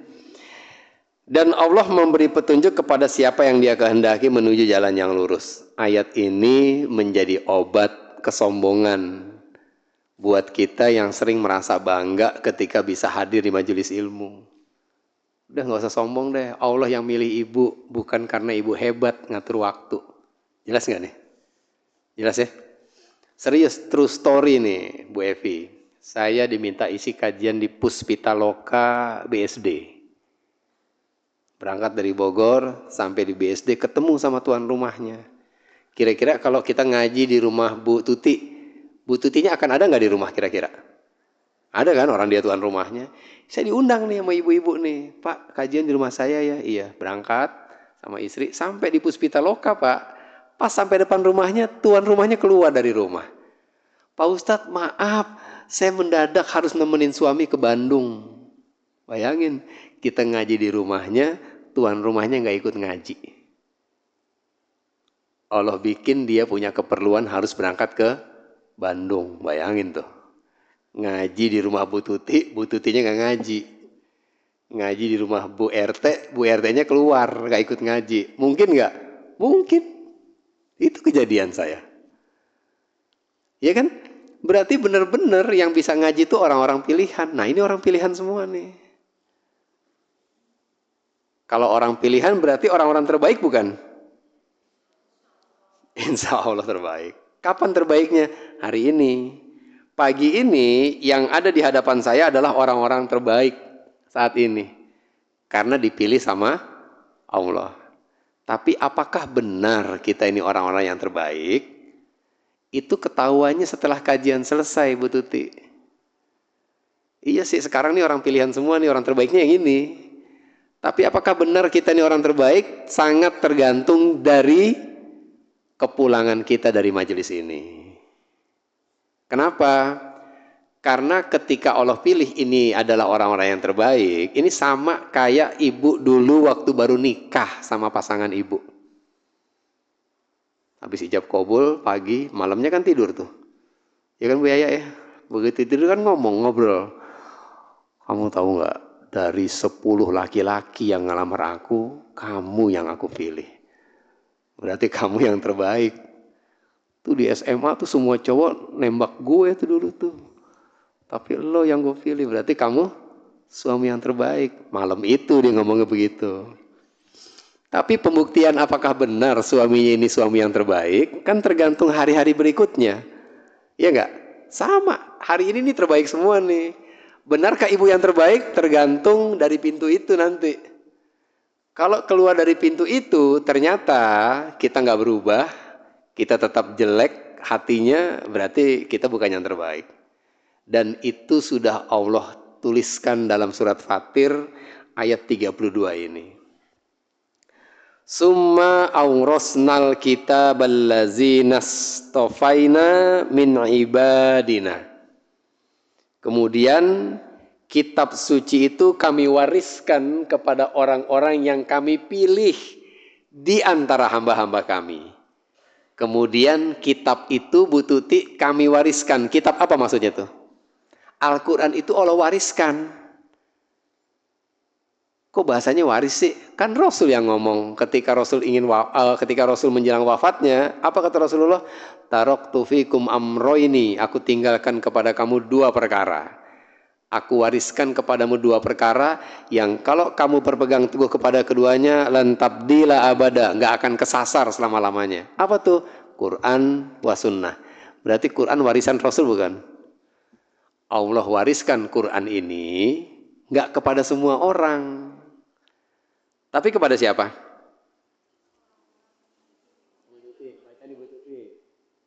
Quran itu kami wariskan kepada orang-orang yang Allah pilih di antara hamba-hamba Allah. Hamba Allah kan nggak cuma segini nih, ya kan? Kenapa yang hanya cuma segini?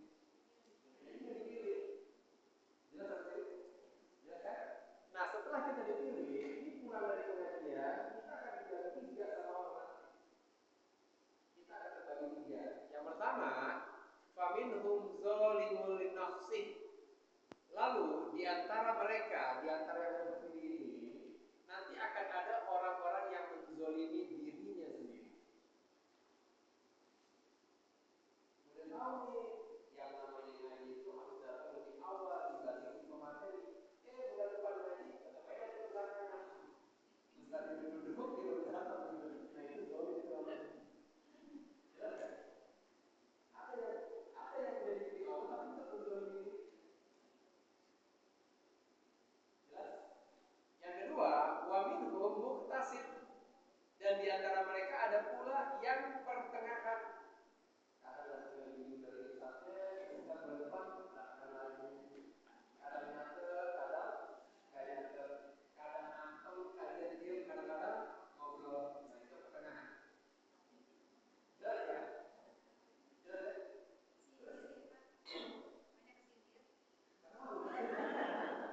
Nggak tahu begitu. Yang ketiga, wa minhum sabiqun bil khairat bi iznillah. Dan golongan yang terakhir adalah golongan yang lebih dulu buat kebaikan. Jadi berubah total menjadi baik. Pokoknya ngaji di mana aja selalu dapat lebih awal. Selalu diam, selalu perhatiin, selalu nyaman. Keren itu. Keren. Kenapa bisa begitu? Orang yang kemudian berubah setelah dipilih Allah, berubah jadi baik nih. Itu semua terjadi di iznillah, atas izin dari Allah. Jadi nggak terjadi sesuai Allah yang izinin dia berubah. Jadi perubahan itu butuh approval, butuh izin dari Allah. Oke, saya izinkan butuh ini berubah. Nah, izin aja tapi gimana caranya supaya saya jadi orang yang dipilih sama Allah, supaya saya diizinkan berubah. Caranya gimana? Caranya berlakulah, ya berlakulah, berbuatlah sesuatu yang Allah suka. Apa yang Allah suka? Wa idza quri'al Qur'an fastami'u lahu wa ansitu la'allakum turhamun. Setiap kali kamu diajak ngaji, kajian dimulai, fastami'u lahu, dengerin baik-baik. Jadi kalau begitu ingin dipilih sama Allah, mulai hari ini setiap ada kajian, dengerin baik-baik, jangan foto-foto, jangan bikin video, itu diam dan mencatat. La'allakum turhamun. Insya Allah mulai dari sini, butuh tidak ilmu plus rahmat. Rahmat tadi berfungsi dengan membuat hati. Kalau pengen pakai bahasa keren, rahmat itu membuat hati kita memang jelas ya? Jadi kalau ingin dipilih sama Allah, caranya gimana? Ikutin apa yang Allah inginkan.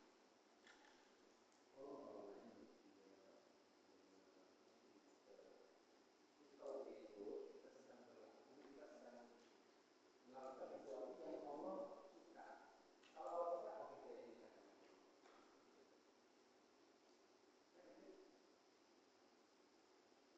izinkan?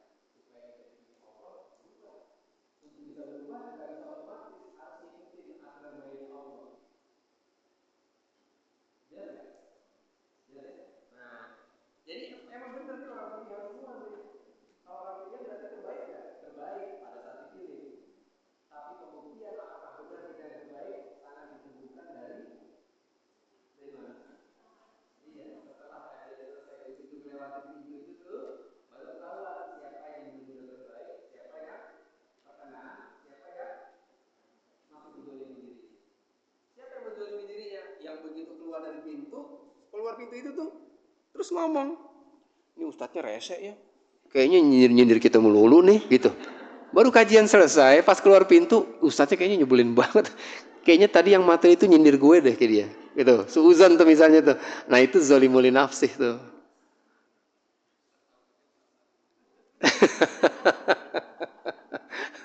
Saya pernah jadi ibu-ibu Pak. Ini kayaknya ustadznya nyindir gue banget nih gitu. Nah itu zolimul nafsih. Ada yang pertengahan. Ada yang lebih dulu berbuat kebaikan dan yang mesti kita ingat biiznillah. Wa minhum sabiqum bil khairat biiznillah. Dan ada pula yang lebih dulu berbuat kebaikan dengan izin Allah. Oh ternyata berubah pun itu harus dari izin dari Allah. Untuk mendapatkan izin, kan kita harus tahu nih, Allah sukanya apa nih. Baru kita diizinin berubah. Jelas ya? Teh. Ini gambar apa nih Bu? Kulkas 4 pintu. Sama daging apa? Daging kurban anggap gitu ya. Kan sebentar lagi kurban nih. Ya Pak ya. Bu, kalau ibu dapat daging kurban, habis kurban dapat daging biasanya kan tuh ya. Suka disimpan nggak? Apa langsung dihabisin, dimasak semua? Harusnya dihabisin. Harus dihabisin beneran. Oh dibagi-bagi lagi. Oh kirain makan semua sendiri gitu. Kalau pernah nggak dapat daging kurban banyak gitu? Dan saking banyaknya, nggak semuanya dimasak, sebagian ibu simpen. Pernah nggak begitu Bu? Disimpannya di mana? Di freezer. Dipakainya kapan tuh? Nggak tahu. Bisa seminggu lagi, ya. Bisa bulan depan, ya kan? Terus pas bulan depan mau dipakai, masih bisa dipakai tuh dagingnya. Kok bisa? Kan disimpan di freezer, gitu kan ya? Jadi kapanpun kita butuh, tinggal kita buka, pakai. Jelas ya? Daging kurban yang tadi kita simpan di kulkas, itu bisa kita pakai sebulan kemudian, atau mungkin 2 bulan kemudian, kalau kondisi kulkasnya kayak begini Bu. Kalau kondisi kulkasnya bersih, dingin, gitu. Kebayang nggak ibu dapat daging kurban, terus ibu simpan di kulkas, kulkas ibu kayak begini. Ada jamurnya, ada bekas cicak mati di situ. Ibu masukin daging kambing. Sama-sama kulkas, yang tadi kulkasnya bersih banget, yang ini kulkasnya kotor. Taruh tuh daging yang fresh tadi disimpan di situ tuh Pak. Sebulan kemudian mau kita pakai nih, ada arisan keluarga. Begitu dibuka sebulan kemudian, bisa dipakai nggak? Kenapa nggak bisa? Busuk. Kenapa busuk Cak? Ya kulkasnya begitu, ada jamurnya. Sehingga sebulan kemudian pas mau dipakai dagingnya nggak bisa, rusak tuh daging. Padahal dagingnya bagus, orang baru dipotong. Begitulah gambaran ilmu yang tidak bermanfaat. Ngerti sih harus berbicara dengan nada lembut ke suami. Tapi kenapa setiap berhadapan dengan suami nada kita tinggi? Nggak kepake tuh ilmunya tuh. Kira-kira apa sebabnya? Kulkas kita kotor. Kita lupa ngebersihin hati kita. Sehingga ilmu yang kita paham tadi begitu mau kita pakai nggak bisa gitu loh. Busuk dia. Belajar tentang sabar, wah ngerti, sampai nangis-nangis di kajian. Ya Allah, gitu nangis. Begitu berhadapan dengan masalah, nggak sabaran lagi. Padahal ilmunya udah dapet. Kenapa? Karena ilmu itu masuk ke dalam hati, tapi kita lupa membersihkan penyakit hati kita. Akhirnya, pada saat kita butuhkan ilmu tersebut, kita nggak bisa pakai. Itulah hubungan antara ilmu dengan kebeningan hati. Makanya setelah ibu mengatakan atau memutuskan, kan suka ada ya orang ngomong begini nih Bu. Ya nggak sih? Saya itu hijrah tahun 2024 akhir Pak. Suka nggak dengar orang ngomong begitu? Saya itu hijrah Agustus 2023, pulang dari umroh gitu misalnya. Ada statement gitu, ada pernyataan bahwa dia baru saja berhijrah. Kan gitu ya Pak ya?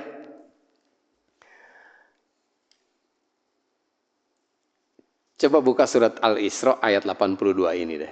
Surat 17 ayat 82.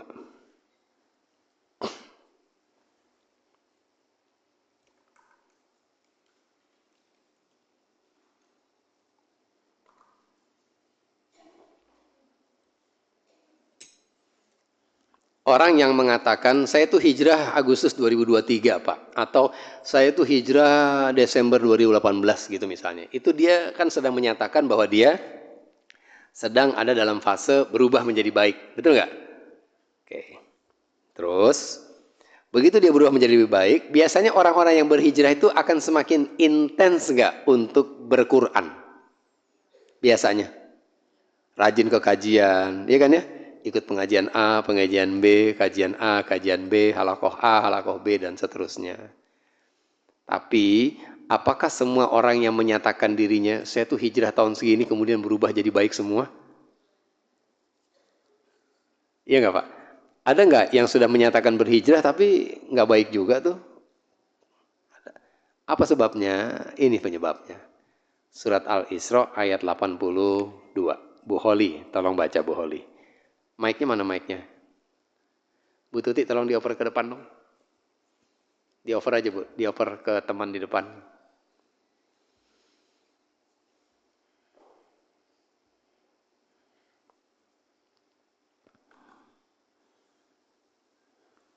Bismillah. Dan kami turunkan dari Al-Quran sesuatu yang menjadi penawar dan rahmat bagi orang yang beriman. Sedangkan bagi orang yang zalim, Al-Quran itu hanya akan menambah kerugian. Perhatiin deh ayat ini ayat keren banget deh. Dan kami turunkan dari Al-Quran itu sesuatu yang menjadi asyifa, penawar.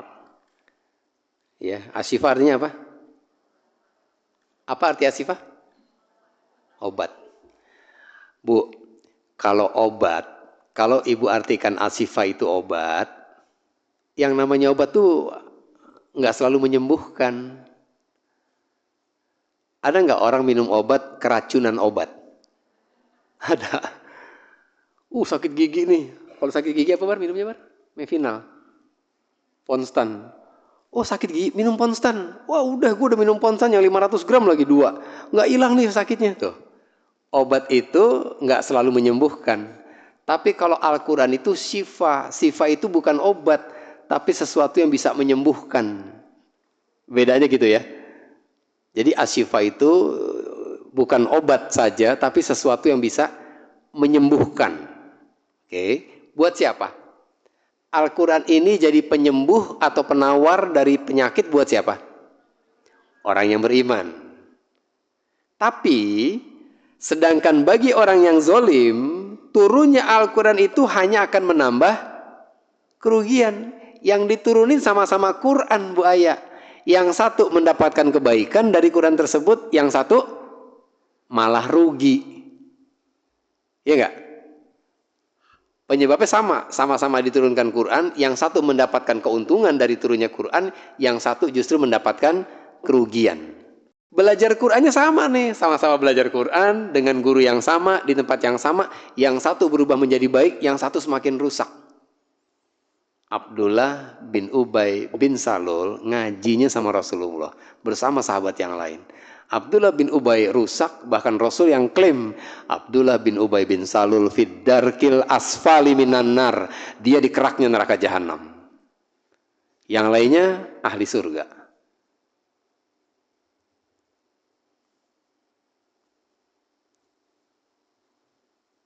Jadi siapa yang dengan turunnya Quran tapi justru menambah kerugian buat dia? Itu siapa tuh kata Allah? Orang-orang yang zolim. Nah, kita udah belajar tentang zolim kemarin. Siapa yang ikut kelas zolim? Siapa ibu-ibu yang ada di sini yang ikut kelas yang zolim?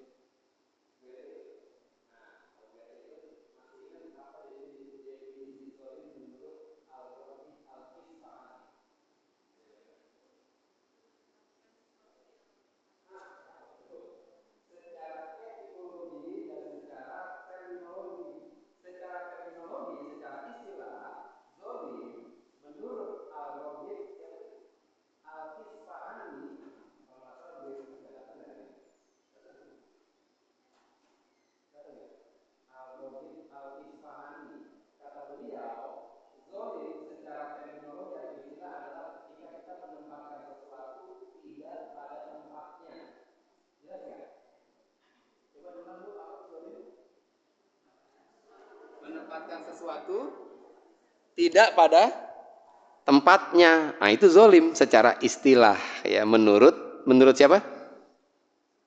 Al-Roghib Al-Isfahani. Ibu tahu ini gambar apa?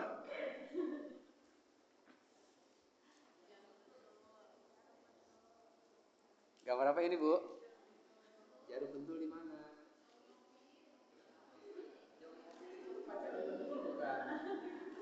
Jarum pentul nih.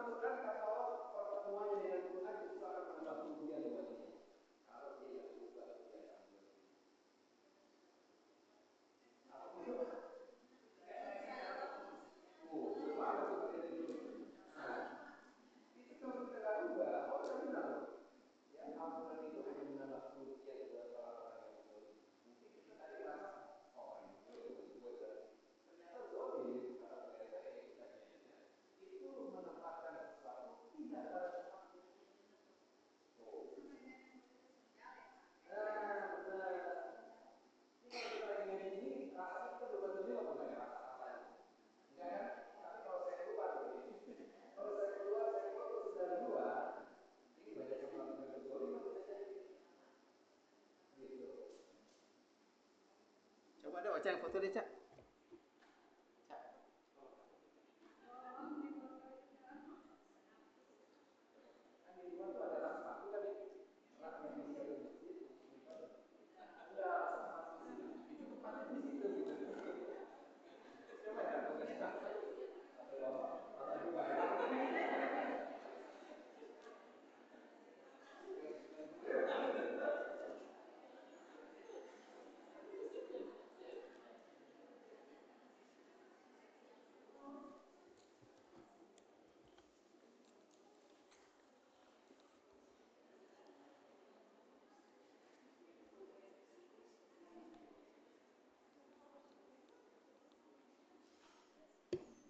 Pak Didi berdoa, Pak Didi ya. Mudah-mudahan nggak ada sendal Bapak di situ. Iya, berarti Bu Evi ikut ya, berarti kalau gitu ya, yang sendal tuh. Ada, Cak? Coba, Cak, dimainkan dulu, Cak.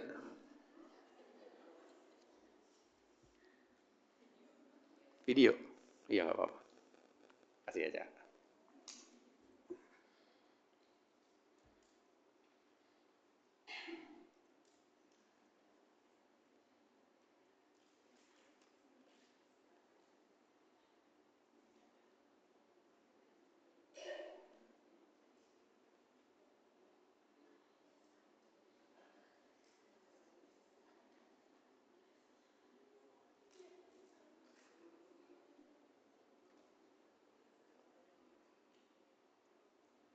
Mana, Cak? Kok nggak ada, Cak?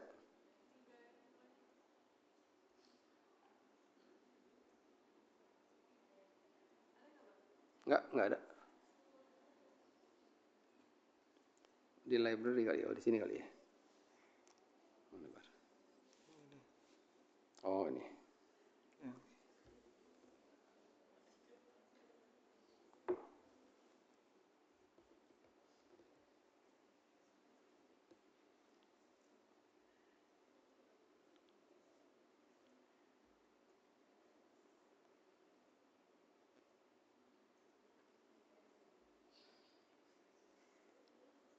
Nah, ini Bu.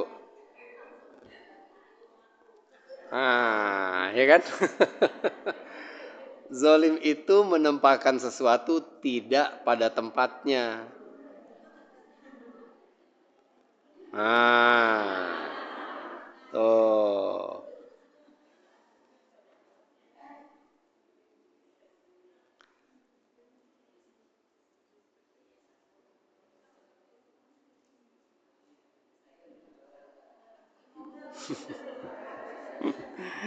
Tidak pada tempatnya berarti rapi apa enggak, Bu?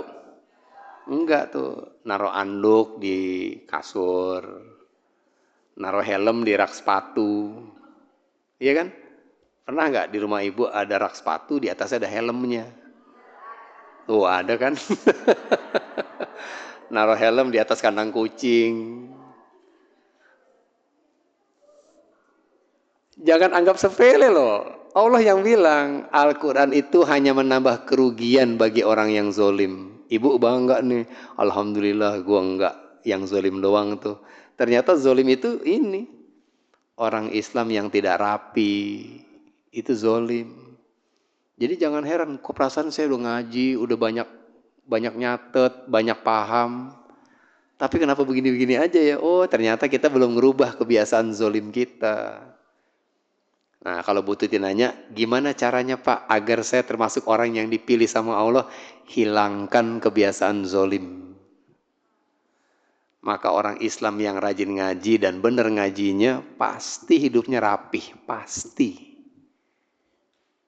Dapurnya bersih, garasinya bersih. Ngelihat ada tumpahan oli di garasi tuh nggak betah gitu. Karena itu zolim. Innallaha jamil wa yuhibbul jamal. Allah itu indah. Suka sama yang indah-indah. Berarti sama yang nggak rapi Allah suka nggak? Enggak. Berarti sama yang ini nih, nah ini rapi apa enggak nih? Saya nggak tahu nih sendal siapa nih ya. Pokoknya yang ini termasuk yang nggak rapi kan gitu. Ini Allah nggak suka nih. Iya tuh kan. Udah nggak rapi, yang satu madhep kiblat, yang satu lagi ngelawan kiblat. Iya nggak sih?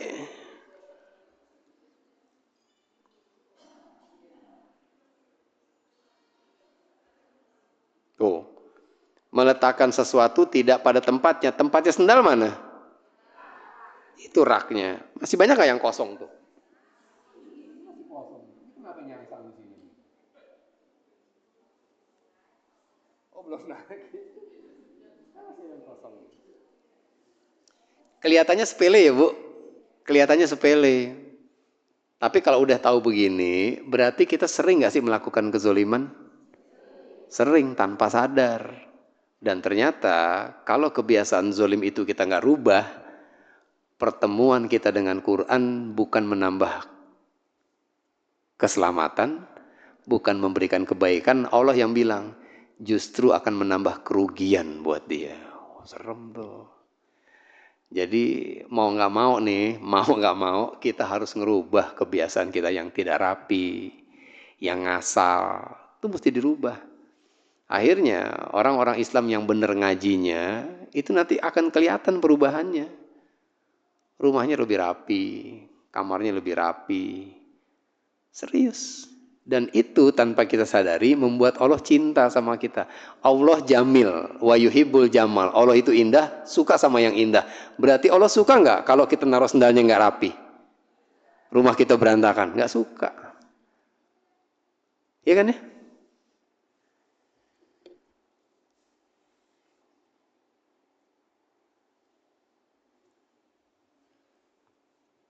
Oh, ini lagi nih. Kemarin ngaji di Ampana nih kita. Saya baru pulang dari Sulawesi Tengah sama istri, sama Akbar bertiga tuh. 8 hari ke Ampana, Tojo Una-Una di Sulawesi Tengah, Bu. Ngaji kita di rumah warga. Sengaja saya nggak bilangin begini aja dulu nih sendalnya nih. Foto, baru kita bahas kajian zolim. Kan zolim nih.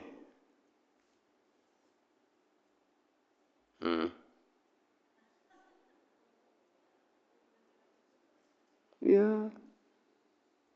Kalau kita punya anak, kamarnya berantakan kayak begini, kita diemin aja. Itu kita sedang membiarkan kezoliman. Alhamdulillah Pak, kamar anak saya rapi semua. Ini kamar saya yang begini nih. Nah ini yang bahaya lagi nih. Anaknya rapi, emaknya yang berantakan. Ya jelas ya Bu ya. Maka dari sini baru kita paham kenapa Allah berfirman di surat Al-Ahzab ayat 72. Kata Allah, innahu kana zoluman jahula. Tuh ayat 72. Ayat 72 yang ini. Pak Didi boleh tolong baca ini Pak Didi? Yang ini aja Pak Didi.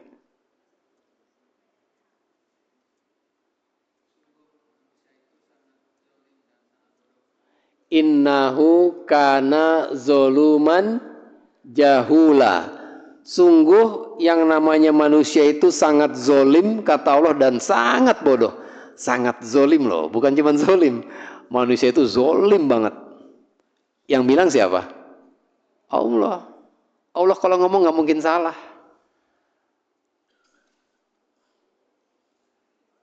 Sangat zolim dan sangat bodoh. Ingat, zolim itu menempatkan sesuatu tidak pada tempatnya. Berarti rapi apa enggak? Enggak rapi. Jadi orang yang enggak rapi itu zolim secara istilah.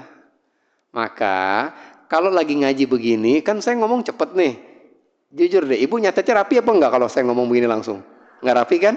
Ya wajar lagi ngaji langsung kan. Berarti supaya Allah suka sama ibu, pulang dari sini, kajian yang enggak rapi tadi diapain? Dirapiin. Itu baru cakep namanya. Jangan sampai ibu nyatet, begitu sampai di rumah, ini bacanya apa ya? Lah, itu tulisan ibu sendiri kok ibu nanya. Pernah nggak ngalamin gitu? Baca tulisan sendiri nggak tahu ini apa ya gitu. Sering lah gitu. Kenapa? Nggak rapi. Allah nggak suka tuh. Bukan harus bagus, enggak rapi gitu. Rapi itu bukan harus bagus. Rapi aja, huruf A ya huruf A gitu. Jangan A dengan O sama, jadi kita bingung bacanya apa nih. Ya gitu ya. Dah, jadi itu Bu. Turunnya Al-Quran bisa memberikan kemanfaat buat seseorang, bisa juga justru mendatangkan kerugian. Sangat tergantung dari kondisi orang tersebut. Kalau dia beriman, pertemuannya dengan Quran akan menguntungkan dia. Tapi kalau dia orang yang zolim, pertemuannya dengan Quran justru akan memberikan kerugian buat dia. Maka, karena ilmu sangat berkaitan dengan kebeningan hati, tugas kita bukan hanya semangat mencari ilmu, tapi harus semangat juga untuk membersihkan wadah ilmu, yaitu hati kita. Nah, kita harus belajar ntar nih, gimana cara ngilangin penyakit sombong, penyakit ria, sum'ah, dan seterusnya. Ini yang bisa disampaikan. Haza walhamdulillahirabbil alamin. Subhanakallahumma wa bihamdika asyhadu an la ilaha illa anta astaghfiruka wa atubu ilaik. Sebelum kita akhiri, saya ingin bertanya, siapa yang merasa mendapatkan ilmu atau merasa bersyukur banget bisa ngaji hari ini? Boleh nggak angkat tangan? Akbar enggak? Angkat tangan lu Bu, mau difoto Bu. Yang tinggi. Siapa yang ngerasa bersyukur? Saya bersyukur banget ikut ngaji nih hari ini nih. Angkat tangannya deh. Oke, makasih. Kalau bersyukur, siapa yang merasa saya dapat ilmu baru nih Pak hari ini nih Pak? Ada nggak yang ngerasa dapat ilmu baru gitu? Iya. Nah, coba Bar. Ibu yang kotak-kotak nih. Ibu siapa namanya Bu? Bu Isna tadi ya. Bu Isna. Mana Ibu? Mana mic-nya mana mic-nya? Masih ada waktu 10 menit.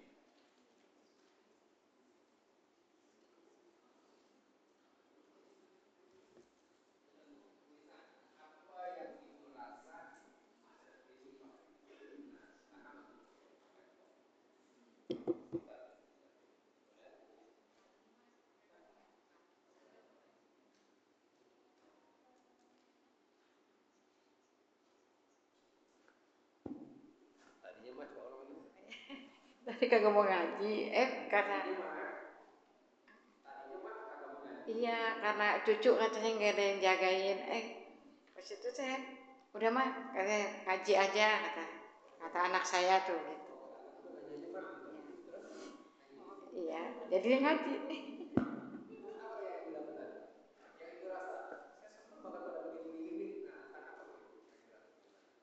Jadi saya karena tahu kan, jadi kan saya ngaji jadi tahu ilmu yang tadi Bapak kasih pelajaran yang masalah jolim, gitu, iri, jadi saya tahu.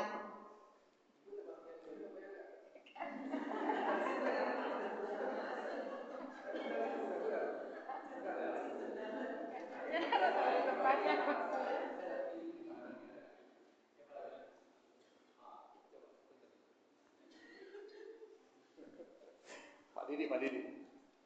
Apa Pak? Apa sih yang Pak Didi didapat hari ini? Yang pertama tadi Syifa itu ternyata bukan obat, jadi menyembuhkan. Selama ini kita tahu nih sebagai obat untuk mencari ketenangan hati ya, walaupun nanti arahnya ke sana ya. Terus yang kedua tadi masalah zolim itu Ustaz, ya memang untung sendal saya nggak tersenter tadi. Itu ada di bawah rak Ustaz, cari yang adem gitu sendalnya. Itu yang kedua, ternyata apa yang kita lakukan selama ini juga termasuk salah satu indikasi yang kezoliman ke sana ya Ustaz ya. Terus yang ketiga, di lingkungan masing-masing seperti mungkin bukan di sini ya, kayak di pengajian ibu-ibu ya. Setelah melakukan pengajian kok setelah itu tidak berubah sifat karakter mereka. Ternyata memang di dalam hatinya itu masih perlu dibersihkan ya Ustaz ya. Ini sebetulnya saya mau tanya ya, bagaimana caranya membersihkan hati kita semua ya, karena kita sendiri juga kadang-kadang tanpa disadari kita udah ikuti kajian, kita tahu ilmunya, tiba-tiba secara spontan kita suka kadang marah, kadang ngedengki dan sebagainya. Mungkin ini ada faktor dari diri kita yang kurang bersih, atau memang ada peran iblis itu yang mengganggu keinginan kita untuk bisa istiqomah. Itu aja Ustaz, makasih. Makasih Pak Didi. Satu lagi dong, Ibu. Siapa Bu? Dengan Ibu. Iya, dengan Ibu Wiwi. Iya. Ya alhamdulillah Pak Ustadz dapat hal baru. Yang tadi kan kalau kita tahu ilmunya, kita itu orang yang berilmu itu lemah lembut gitu ya Pak Ustadz tadi. Terus jadi berpikir semakin kita ilmunya tinggi, berarti akhlak kita yang terlihat gitu ya, yang terlihat implementasinya di situ.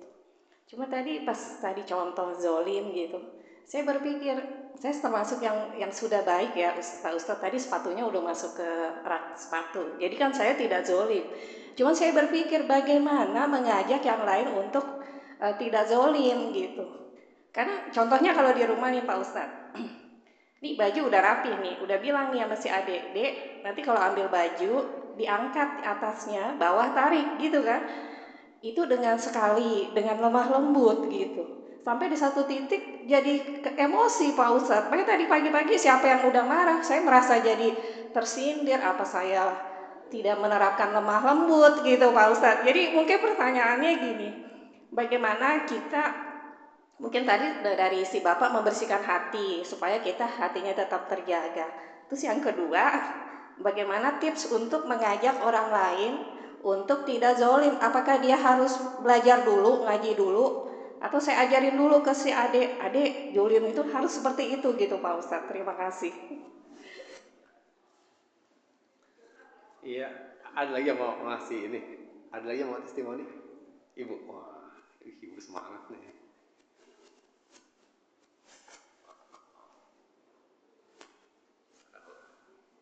Assalamualaikum Pak Ustadz, mohon bertanya.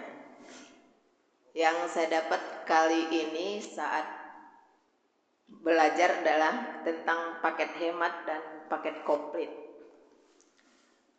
Di sini ada paket hemat dan paket komplit itu pada ceritanya adalah seorang penuntut ilmu yang dia rajin menuntut ilmu, gurunya Rasulullah, tetapi dia berada di kerak api neraka. Jadi yang ingin saya tanyakan, ternyata menuntut ilmu itu bukan satu jaminan bahwa dia itu adalah orang yang lebih baik daripada yang lain. Artinya bahwa karena di setiap kajian saya selalu mendengarkan bahwa ibu-ibu atau siapapun yang dirahmati Allah adalah orang yang beruntung. Artinya bisa datang ke kajian gitu Pak. Tapi ternyata di balik semua itu karena hatinya belum bersih sehingga membawa dia ke ke tempat yang paling buruk atau yang paling tidak baik. Bagaimana caranya untuk membersihkan hati terlebih dahulu, baru datang ke kajian, atau datang ke kajian dulu, baru dibersihkan hatinya? Bagaimana yang lebih baik, Pak? Ya, siap. Sama-sama. Terima kasih Ibu-Ibu semua ya. Iya, baik.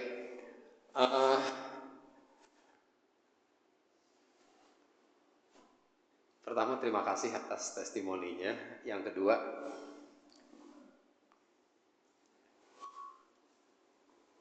tadi Pak Didi nanya apa Pak Didi? Pertanyaan Pak Didi tadi apa?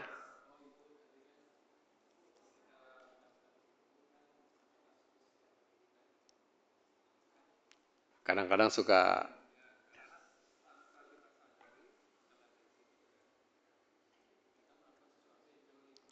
ya, baik. Jadi gini Bu, tadi di antara penyakit hati yang banyak, yang paling bahaya penyakit apa tadi? Sombong kan ya?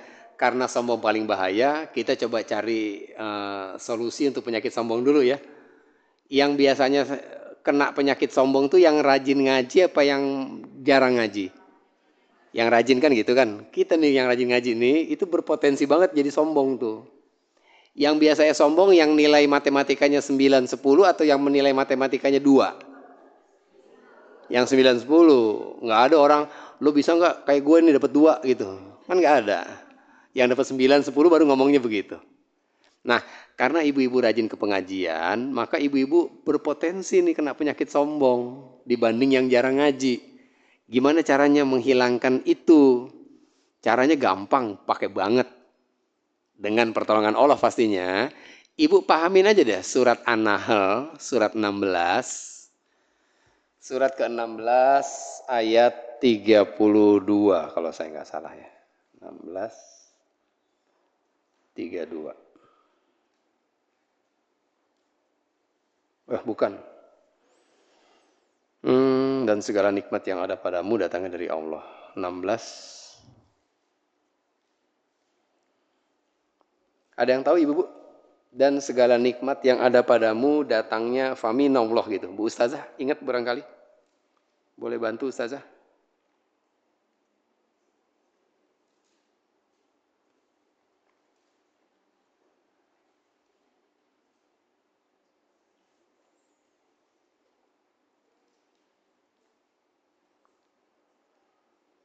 An-Nahl ayat 53. Maaf, bukan 32. An-Nahl 53, Bu. An-Nahl 53 itu obat penyakit sombong yang mujarab, pakai banget. Lihat ya. Sudah ketemu? Pak Didi sudah ketemu? Silakan Pak Didi dibuka. Ibu tadi yang di belakang juga dibuka.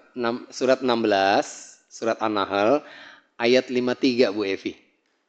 Sudah ketemu Bu Evi? Boleh bantu baca Bu Evi? Iya.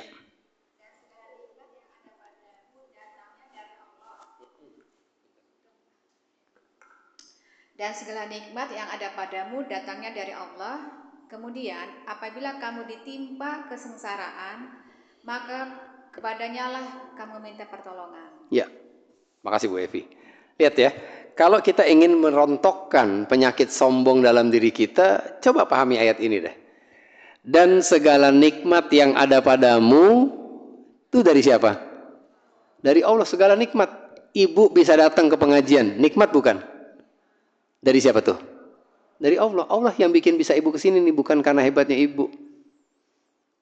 Ibu ngerti nggak apa yang saya sampaikan tadi? Itu ibu ngerti bukan karena ibu cerdas. Allah yang izinkan ibu ngerti. Gitu. Semua datangnya dari Allah. Allah yang tolong. Bukan karena kita pintar, bukan karena kita cerdas. Kalau ibu bisa hafal juz 30 deh. Juz 30 tuh. Juz amma.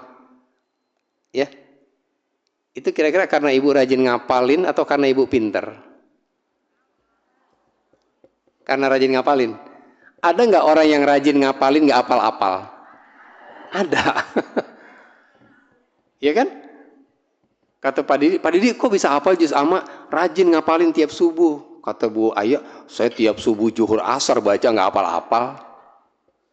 Jadi orang bisa hafal juz amma itu bukan karena kecerdasan dia. Allah yang izinin dia hafal. Orang kaya, nikmat nggak jadi orang kaya, punya harta banyak, nikmat nggak? Nikmat. Allah bilang segala nikmat yang ada padamu, faminallah, dari Allah tuh semuanya tuh.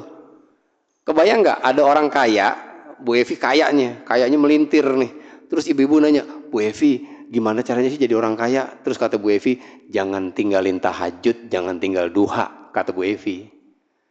Seolah-olah Bu Evi merasa kekayaan yang dia miliki buah dari rajinnya beliau sholat tahajud dan duha. Kebayang nggak kalau yang menjawab itu Fir'aun dan Korun? Run, iya. Lo kaya banget Run, Korun kaya. Terus kata Korun, duha, tahajud jangan lo tinggal. Pertanyaan saya, apakah Korun dan Fir'aun rajin sholat duha dan tahajud? Tapi kaya nggak? Kaya. Terus apa yang bikin dia kaya? Allah aja ngizinin dia kaya. Meskipun nggak pernah sholat. Jadi begitu ibu kaya, jangan ngerasa, nih gara-gara gue rajin sholat. Jangan. Ibu kaya tuh nikmat dari Allah, tuh Allah yang kasih. Dan Allah bisa ambil itu kapan saja. Ya kan? Lu pinter banget sih, Allah semua yang kasih. Coba kalau kita sadar bahwa segala nikmat yang ada pada kita itu karena pemberian dari Allah, mungkin nggak kita akan sombong? Akan mungkin sombong. Misalnya topi saya bagus misalnya nih. Ya, kalau topi saya ini bagus dan ibu-ibu tahu kalau topi ini boleh dikasih sama Pak Didi. Semua tahu nih topi boleh dikasih sama Pak Didi. Kira-kira saya berani nggak sombong di hadapan ibu? Lihat topi gue nih keren nih gitu. Kenapa saya nggak mau sombong? Saya sadar diri, ini cuma dikasih. Gitu loh. Badan lo bagus banget sih kayak gitar Spanyol. Senam yang rajin makanya. Yang atuh nyaut, gue senam begini-gini aja nih. Gitu. Nge-gym tiap hari nggak berubah. Berarti dia punya badan bagus karena siapa? Allah izinkan aja dia berubah. Ada nggak orang yang rajin senam, rajin nge-gym tapi nggak berubah? Ada. Habis senam gorengan. Habis senam mie ayam. Nggak berubah akhirnya. Allah nggak izinin. Jadi termasuk zolim tadi. Jadi semua nikmat yang ada pada kita, kata Allah itu boleh gue kasih tuh. Coba kalau semuanya boleh dikasih, apa yang mau kita sombongin?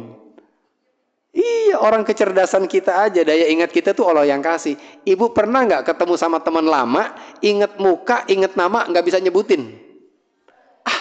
Aduh gitu, ketemu di kereta nih, Yuli ya, iya, aduh siapa ya, ayo siapa coba ingat, nggak ingat, sampai di rumah baru, oh si Lastri, gitu loh.